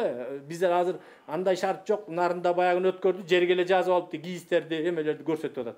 Көлдө өткөрдү, ада деле боозүйлөрдү, кийистерди жерге салып атат. Ал жерде ВДНХ сыяктуу болот да. Бүт баары выставка болот. Бул 7 областтан ошондой салыш керек да. Мына ошондой сунуштар. Айта берсе көп, мен эми токотор жерин айттым сиздерге. Ошо бир сөз менен айтканда, ушул программаны колдоп коюңуздар. Сиздер колдоңузсоңуздар, протокол оформить этип президентке официально тапшырабыз. Анан алымча кошумчаңар болсо айткыла, жазып коелу, кошуп коелу, улуттук багыт. Жана айтпадым, паспортто алмаштыралы туулган күндү, Бизде туулганда эле мал кылып салат экен да. Улутту кайта ордуна келтиришибиз. Улут бар, келген аны президент указ чыкканда, революциядан. Жок азыр. Бар. Жок да келген. Жазылган жок да. Кандай жазылган? Электронный жагында жок. Азыр чиптен чыгат дейт. Чипибизде бар. Туура айтасыз. Туура айтасыз. Чиптен чыгат, тиякта жок. Сунуш, бешеге. Туура айтасыз. Ошол паспортко улут деген жазууну киргизип кой. Туура айтасыз. Туура айтасыз, колдойбуз. Ошону киргизип койсоң азыр Урматтуу аксакалдар, мындай сунуш бар менде. Жанагы курултайдын делегаттардын санын 700 деп койбоду. Ошону эмненин негизинде алган? Бул ар бир сандын мааниси бар да, ар бир сандын. Мен кече Бейшекеге сунуштагам. Мен кече жок, ошону уктуңуз до конца. Ой, башкача айтып көрсөңүз. Ар бир сандын өзүнүн мааниси болот, ар бир сан бир код. 1ден баштап 8ге чейин ар бир сан мааниси бар да.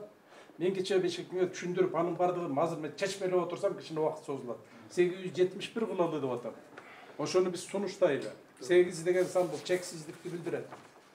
Биздин мамлекет чексиз мындай өсүп өнгөн, Кыргыз эли чексиз эл болсун деп деген ниет менен 7 санын билесиңер.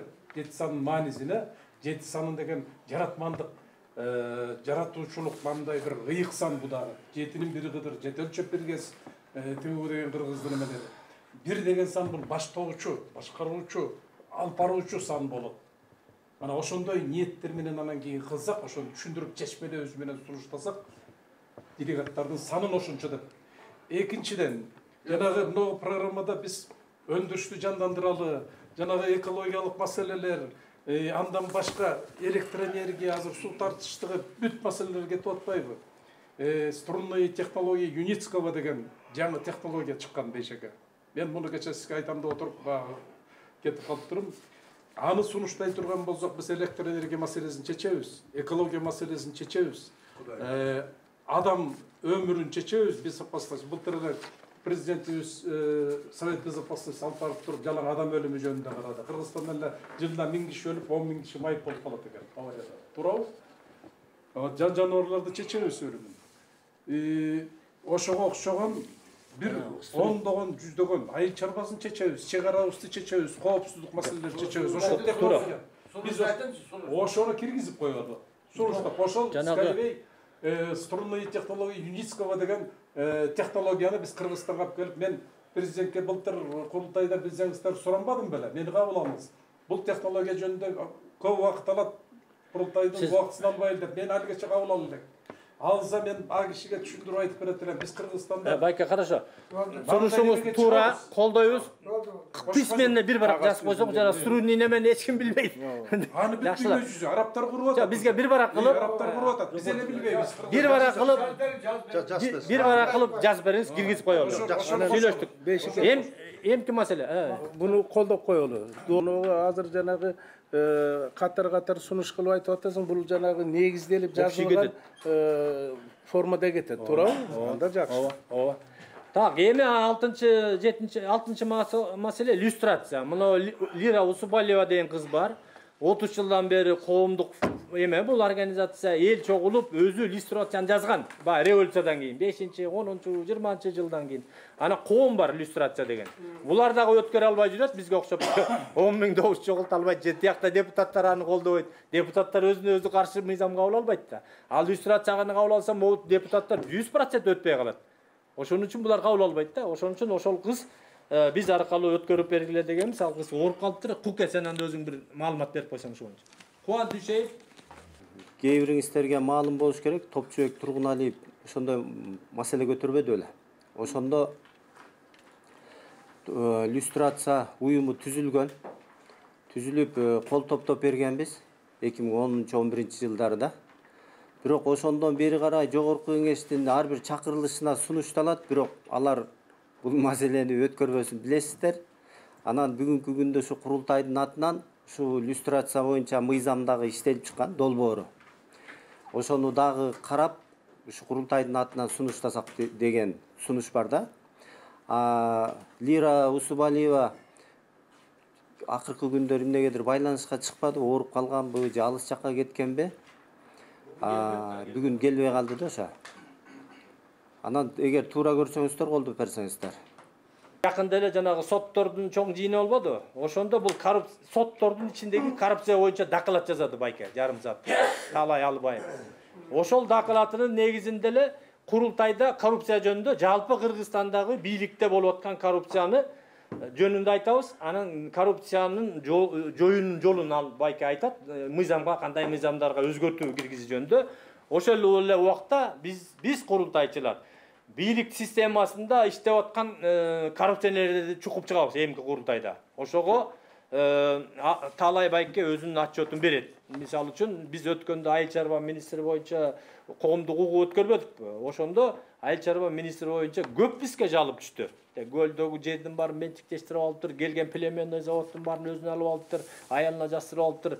Жанагы келген грант канча миллион, 4 миллиард аябай чоң сумманы менчикке алып алыптыр. Мына ошондой айыл чарба министрине окшогон бир 5-6 министрди курултайдан кетсин деп эле сунуш чыгарабыз. Департаменттин начальниктерин, губернаторлорун, акимдерин силер издеңиздер. Ошону мына бул 7 областтын жетекчилери издеп, силер билесиңер да, областта ким акча жеп атат, ким коррупция кылып атат, аким жеп атабы, губернатор жеп атабы. Ошон үчүн бүт 7 област боюнча, 40 аким боюнча бизге маалымат бересиздер. Өзүңөрдүн атыңардан письменный бересиңер, анан тиги Талай Байке чыгат дагы обобщать этет да, анан кийин ортого чалып ушинтип сүйлөшөбүз.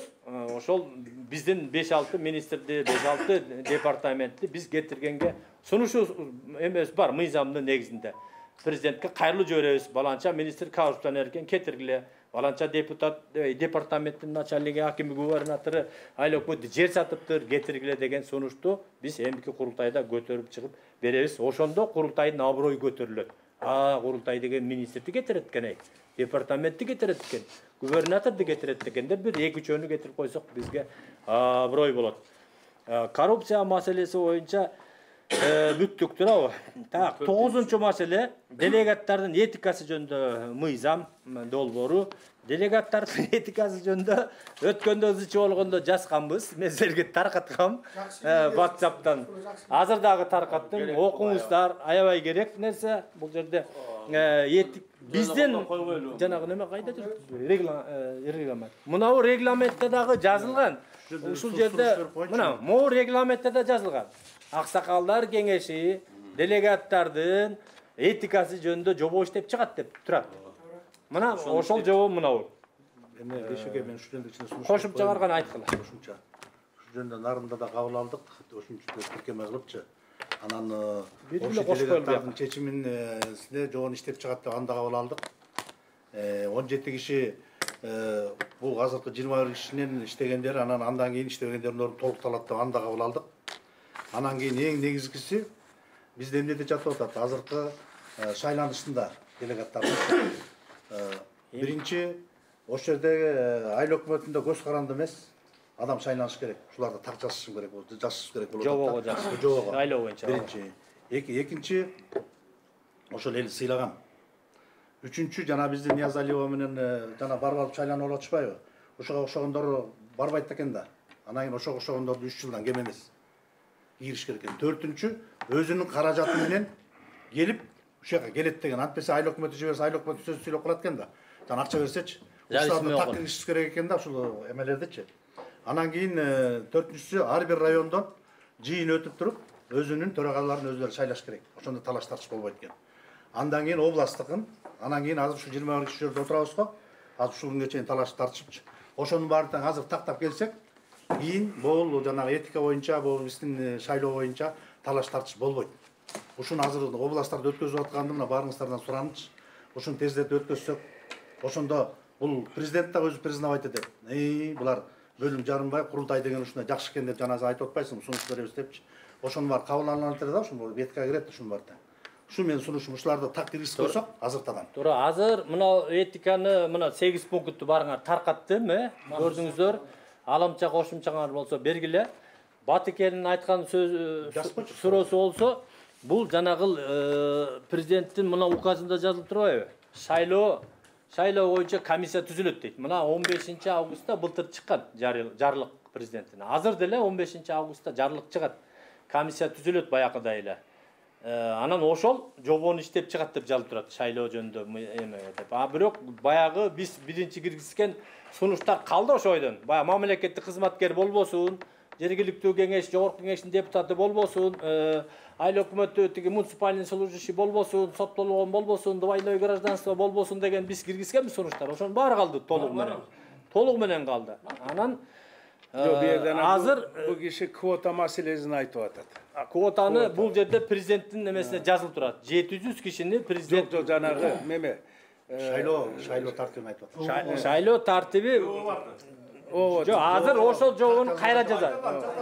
Кайра муну жанагы президент түзгөн комиссия жазып чыгат, бирок биз жазып сунуштуусу берсек болот. Сен айткандай. Туура. Бул киши айтып атат. Мисалы жана айылда жашагандардан болсун, тыштан келгендер шайланбасын деп атат. Биз биринчи эмеде жиналышта мен сунуш бергем, прописка 5 жылдык болсун последний деп, айылдан шайланганда. Бул бары бир керек. Анткени себеби Бишкекте жатып эле айылдан шайланып келип атышпайбы? Кээ бирөө деген вообще барган жок. Барбай эле Бишкекте жана ким Жылдыз Жолдошов айтып атпайбы? Мен чөт өлкөдө жүрсөм мени шайлап коюптур дейт. Ошондой кантип болсун? Прописка менен барып, программасын айтып, элдин астына чыгып, анан эл 10 чакты кишинин ичинен сайлаш керек да бирөөнү. Азыр мурдага 1000ден ашык болчу. Азыр 700 эле киши. Азыр оор болот, барыңарга айтып коеюн. Биринчи курултайда эч ким байктаган эмес, баалаган эмес курултайды. Анан бул МПОлор качкан эмес, партиялар качкан эмес, олигархтар качкан эмес. Булар азыр курултайды билип калды. Мыйзамга кол койду, курултай күчтүү экенин билет, мыйзам жазат, жумуштан алат. Мунун баарын билет. Эми азыр МПОлор качышат, олигархтар качышат, партиялар качышат. Ошон үчүн биз дагы бул жерден мурдакы долбоордо партия катышат, МПО катышат деген жер болду. Билесизби Кадырбек эке? Биз алдырып салганбыз анын баарын. Анын баарын кереги жок. Как мындай жеке жашоочу катары кача берет. Азыр орчумду бир маселени айтып коеюн, бул баарыңыздарга маанилүү да. Азыркы күндө ушул МПО жана өзүнчө коом түзүп алышып жана боталит дегендерчи. Азыр бөлүп жарып жаманатты кылып атпайбы? Курултай деген ит экен, бияка бөлүнөт экен деп жана эми баарыңыздардан суранышта. Эртеңки күнү биздин талашканыбызда ушул өлкөнүн келечеги болуп атпайбы мындай алдыга алып кетели депчи. Ошону мына биригип туруп эле мына ушул жерден акылдашып мына жакшы адамдар турасыңар жана көпчүлүк деп койгондон өзүм кечирим сурайм мен баягы арасында жакшы адамдар биякта көпчүлүгү барсыздар. Анан кийин ушуну бир жолго салып кетсек. Азыр чынын айтканда азыр карап турат да тиги бийликчи. Аларга кереги жок. Депутаттар менен МПОлор карап турат бизди. Президентке кантип жардам беребиз? Азыр ушул жерден мына ушул жерден биригип турбай жана боталиттерди чакырбай максатың эмне?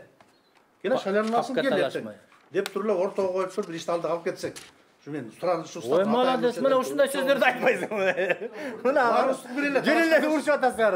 Максат тилегибиз бир да. Максатыбыз бир да, баарыбыздыкы. Мамлекет бир, эл бир, элге эле кызмат кылабыз. Шайланабызбы, шайланбайбызбы? Кийинки биздин балдарыбызга ушул өлкөнүн келечегине жакшы жол түзүп коелучу сураныч баарыңыздар. Молодец. Дальше кеттик. 11-чи маселени мен мындай сунуштайм. Жанагы кечке чыкканда талкууландыбы билбей калдым. Мына элдик 4-чи элдик курултай жөнүндө конституциялык мыйзамдын мен айтылды. Менин кошумчам бар эле айтып койбоймунбу? Айтып коюңуз, пожалуйста. Кыскалау ошого кошумча. Жүйөлүү болсо кош коебуз. 3 кошумчам бар. Биринчиси бул 1 жыл эмес, 3 жыл болуш керек. Аны айттык. Экинчиси, муну мурда мыйзамга дагы биз киргизгенбиз. Долбоордо ошондой болчу. Бирок өтпөй калды. Долбоордо ошондой кылганбыз. Өтпөй калды. Кийинкиси мыйзамдын жана улуттук кеңеш деген бар жерде 17 киши. Азыр мыйзамды делмилгелесек курултай аркылуу бар өткөн. Аны да айтты, аны мен айттым. Жакшы экен, мен колдойм. Эми 3-чү сунушум. Илгери Кыргызстанда эл жакшылары, уруу башчылары, хандар, бектер келген курултайга. Бизде азыр 40 уруу деген бар. Санжыралар такталды, курултайлар өтүп атат.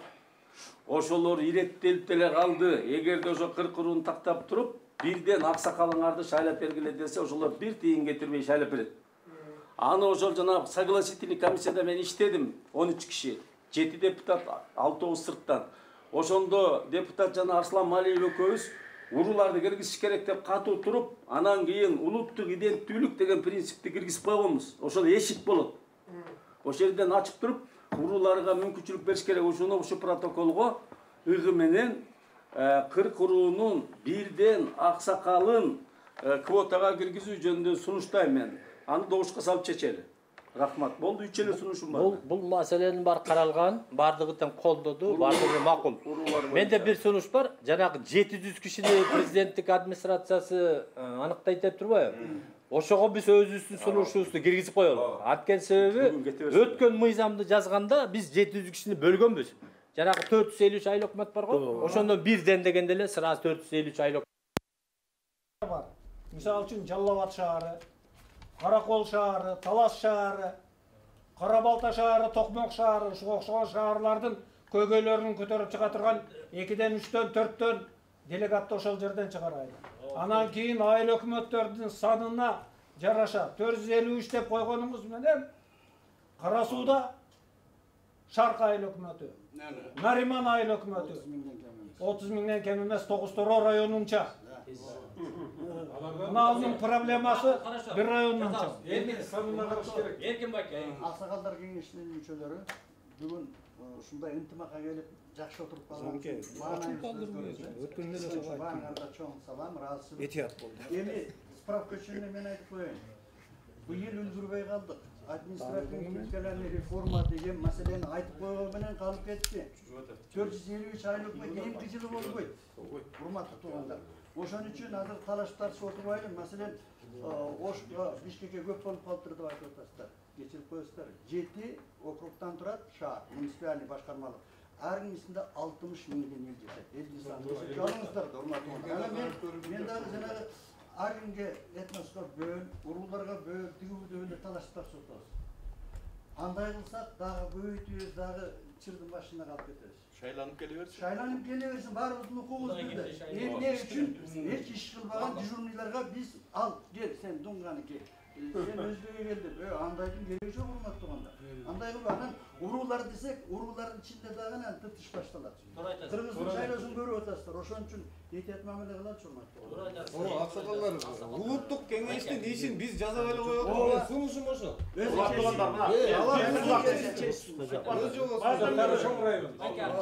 Сузакта 380 миң калп бар. Сузак айыл өкмөтү 61 миң. Ырыс айыл өкмөтү 67 миң. Элестетип көргүлөр. 2 район. Райондон чыгып. Таласта же нарында 3 миң, 5 миң айыл өкмөттөр бар. Ошон үчүн санына жараша кылабыз. Биринчи, экинчиден президенттин указы чыгып, азыр реорганизация болуп атат. Мына Сузакта, Кочкордо, Тоңдо. Үчөөндө азыр жүрүп атат. Бизде 7 эле айыл өкмөт калат. Чүйдөдө болот. 7 эле айыл өкмөт. Бир барп айыл өкмөтү 118 миң киши болуп атат. Анан эми 3 миңден bir kişi, 118 binden bir kişi töremes boluplar. Kişinin sanına jaraşa. Uşunu kişinin canına, sanına jaraşa koşuşuz gerek. Тура сизди толугу менен колдойм. Мындайда, урматтуу делегаттар. Биз жанагы курултайдын санын аныктап алсак, 700бү, 800бү. Анан ошону жалпы элдин санына бөлүп туруп эле элдин санына карашып.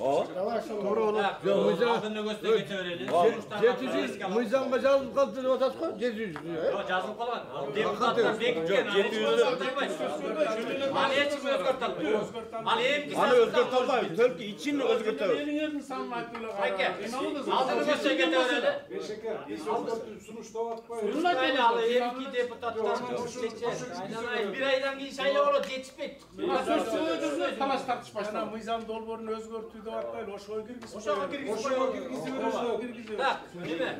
11-маселе экономика боюнча ким эле? Сейтек Байгутиев. Сейтек Байгутиев, келиңиз. Анан менин ушундай баягы сунушум бар.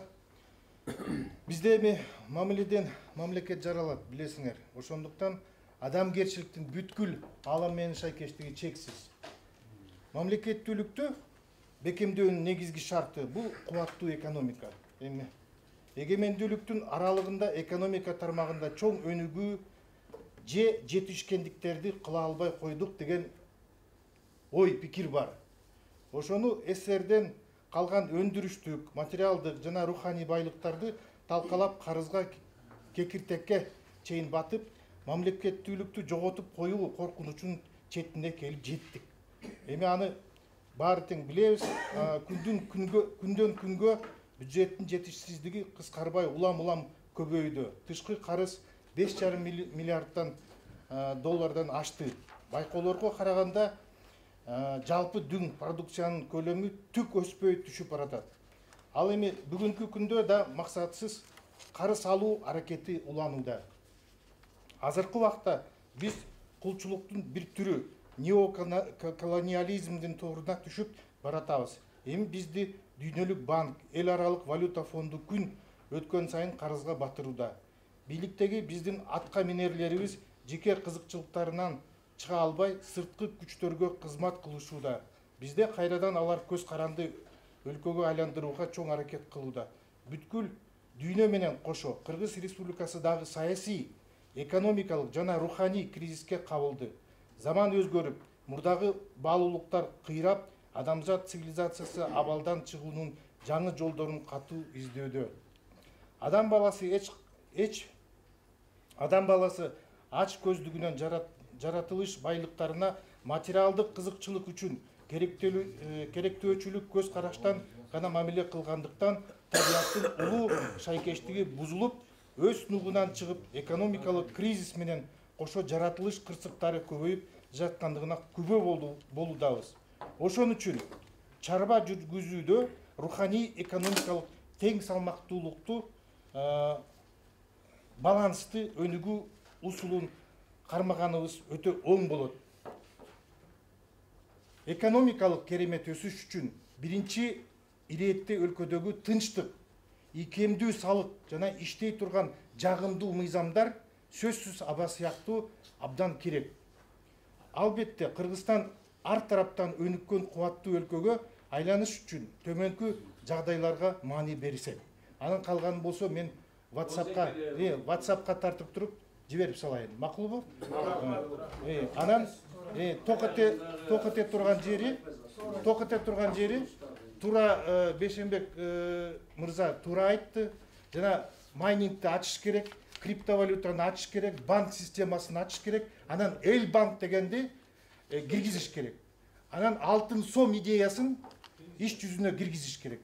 Ошо азыр мына USDT деген бүт дүйнөдө доллар USDT токен деген криптовалютасы бар. Анан эми баарыңар тең билесиңер, блокчейн, альтернатив чейн, ошолордун баары тең иштеш керек. Альткоин. Эми ошолорго биз жакшы жөрөлгөлөрдү түзүп, сунуштоолордун баарын тең ишке киргизип, анан ошондон бир жакшы жыйынтык чыгарып пайдасын көрүшүбүз керек. Кыргызстанды өнүктүрүп, гүлдөтүшүбүз керек. Ошол. Болду. Рахмат. Алдыңкы технологияларды тартышыбыз керек да. Туура. Келечек баары ошол болот. Криптовалюта, Сейтек мырзага кошумча. Мен съездде мына Курултайда дагы президенттин катышуусу менен айтып, концепцияны эл банк боюнча бергенбиз. К сожалению, биздин идеяны урдуп алышты. Банк развитие деп түзүп алышып, каалаганын жасап атышат.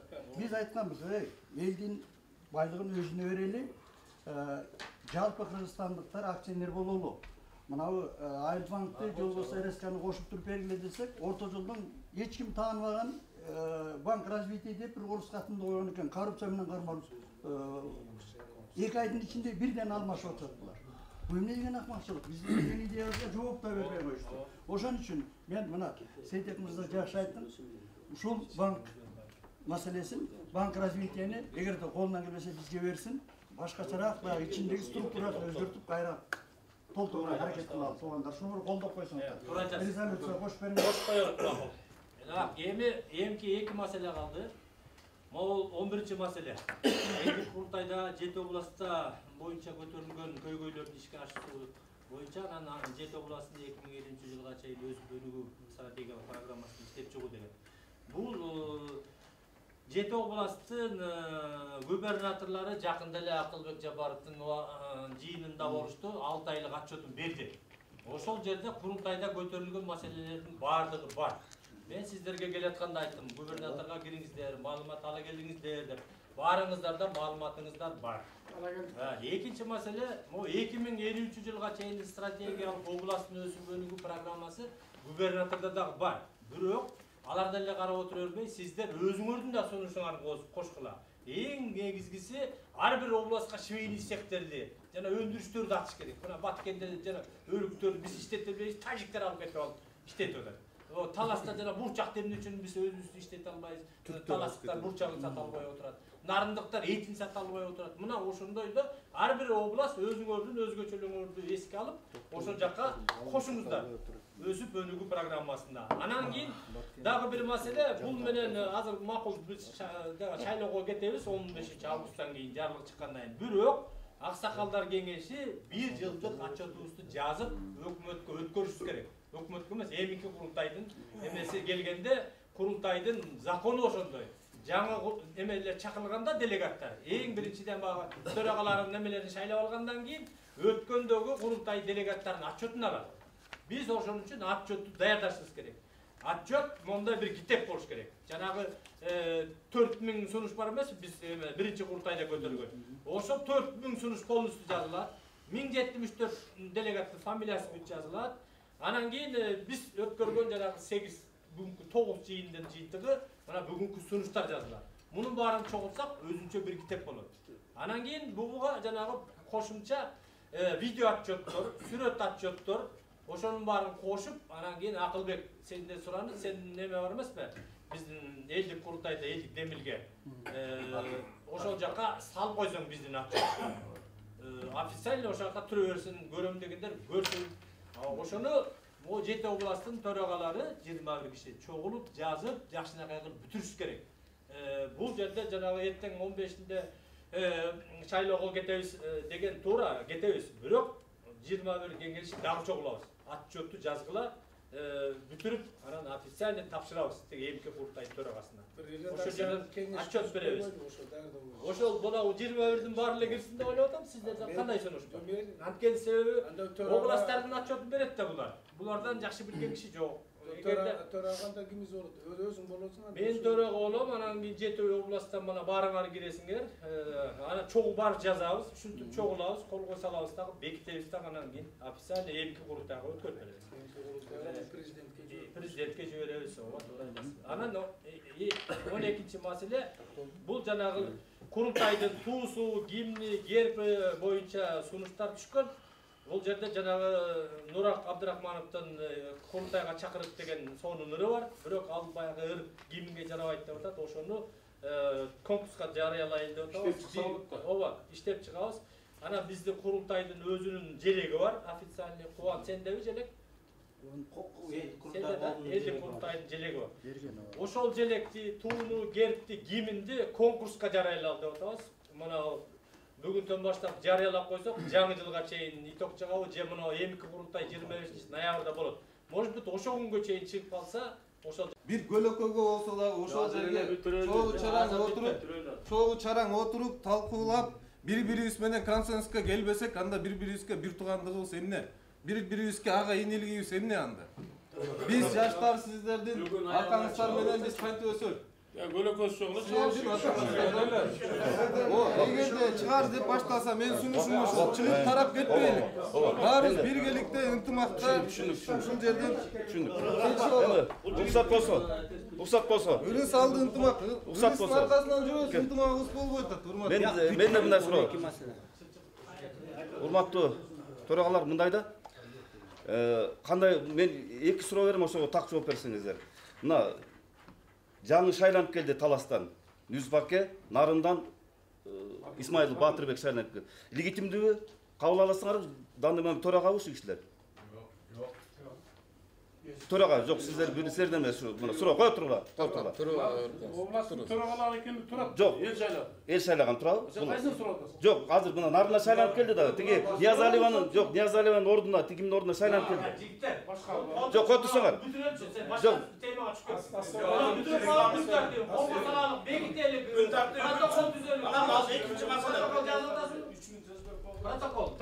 Протокол жаз. Резолюцияда жазасыз. Азыр мында кылабыз. Мына күн тәртиби боюнча 12 маселенин баарын карадык. Анан кийин отургучу байке. 12-нчи маселенин баардыгын күн тартибин бекитип атканда окутургуш. Расмий киргизгемде турабы? Мен ошол маселе жалгыз меники эмес. Мен эки сунуш киргиздим. Бир экономиканы уктук. Буларга уруксат берели да. Аксакалдар калсын ошондо чечели. Кое тургачы айналайындар. Баарыңар эле сөзсүз караш керек да. Буяка чыга бересиз. Азыр мына 12 маселени бар карадык. 2 саат, 3 саат убактыңар кетти. Өзүбүздү сыйлайлы. Кадыр байке. Өзүбүздү сыйлайлы. Урматтайлы, ынтымакта, биримдикте, жогорку деңгээлде өткөрөлү. Мына мен сиздерге азыр ушул 12 маселенин баардыгын добушка салам. Колдоп коюңуздар, анан протоколду оформить этебиз, талант экөөбүз, резолюцияны жазабыз, анан президентке жиберебиз. Бул жерде маселе жанагы күнүн тактап коюш керек болуп атат да. Бул жерде мыйзамды жазды, 12 августта күчүнө кирет деп. Анан 15 августта шайлоо кетти деп койсо, бизде 3 эле күн болуп калат да. Ошол 3 күнгө биз үтпөйт этип официально тапшырып коюш керек. Жогорку кеңешке бирөөнү президент өткөрүп коюш керек. Ошол үчүн шашып атканым ошол да жигиттер. Ошол үчүн азыр бардыгыңыздардан сураныч, ынтымакта, биримдикте ушул 12 маселени колдоп койсоңуздар, мен добушка коем, колдоп коюңуздар. Официально кете берсин. Мына биз 1 жылда кылган ишибиз ошол. Бул түшүнгөн кишиге бул тарыхый иш, кылымдык иш да керек.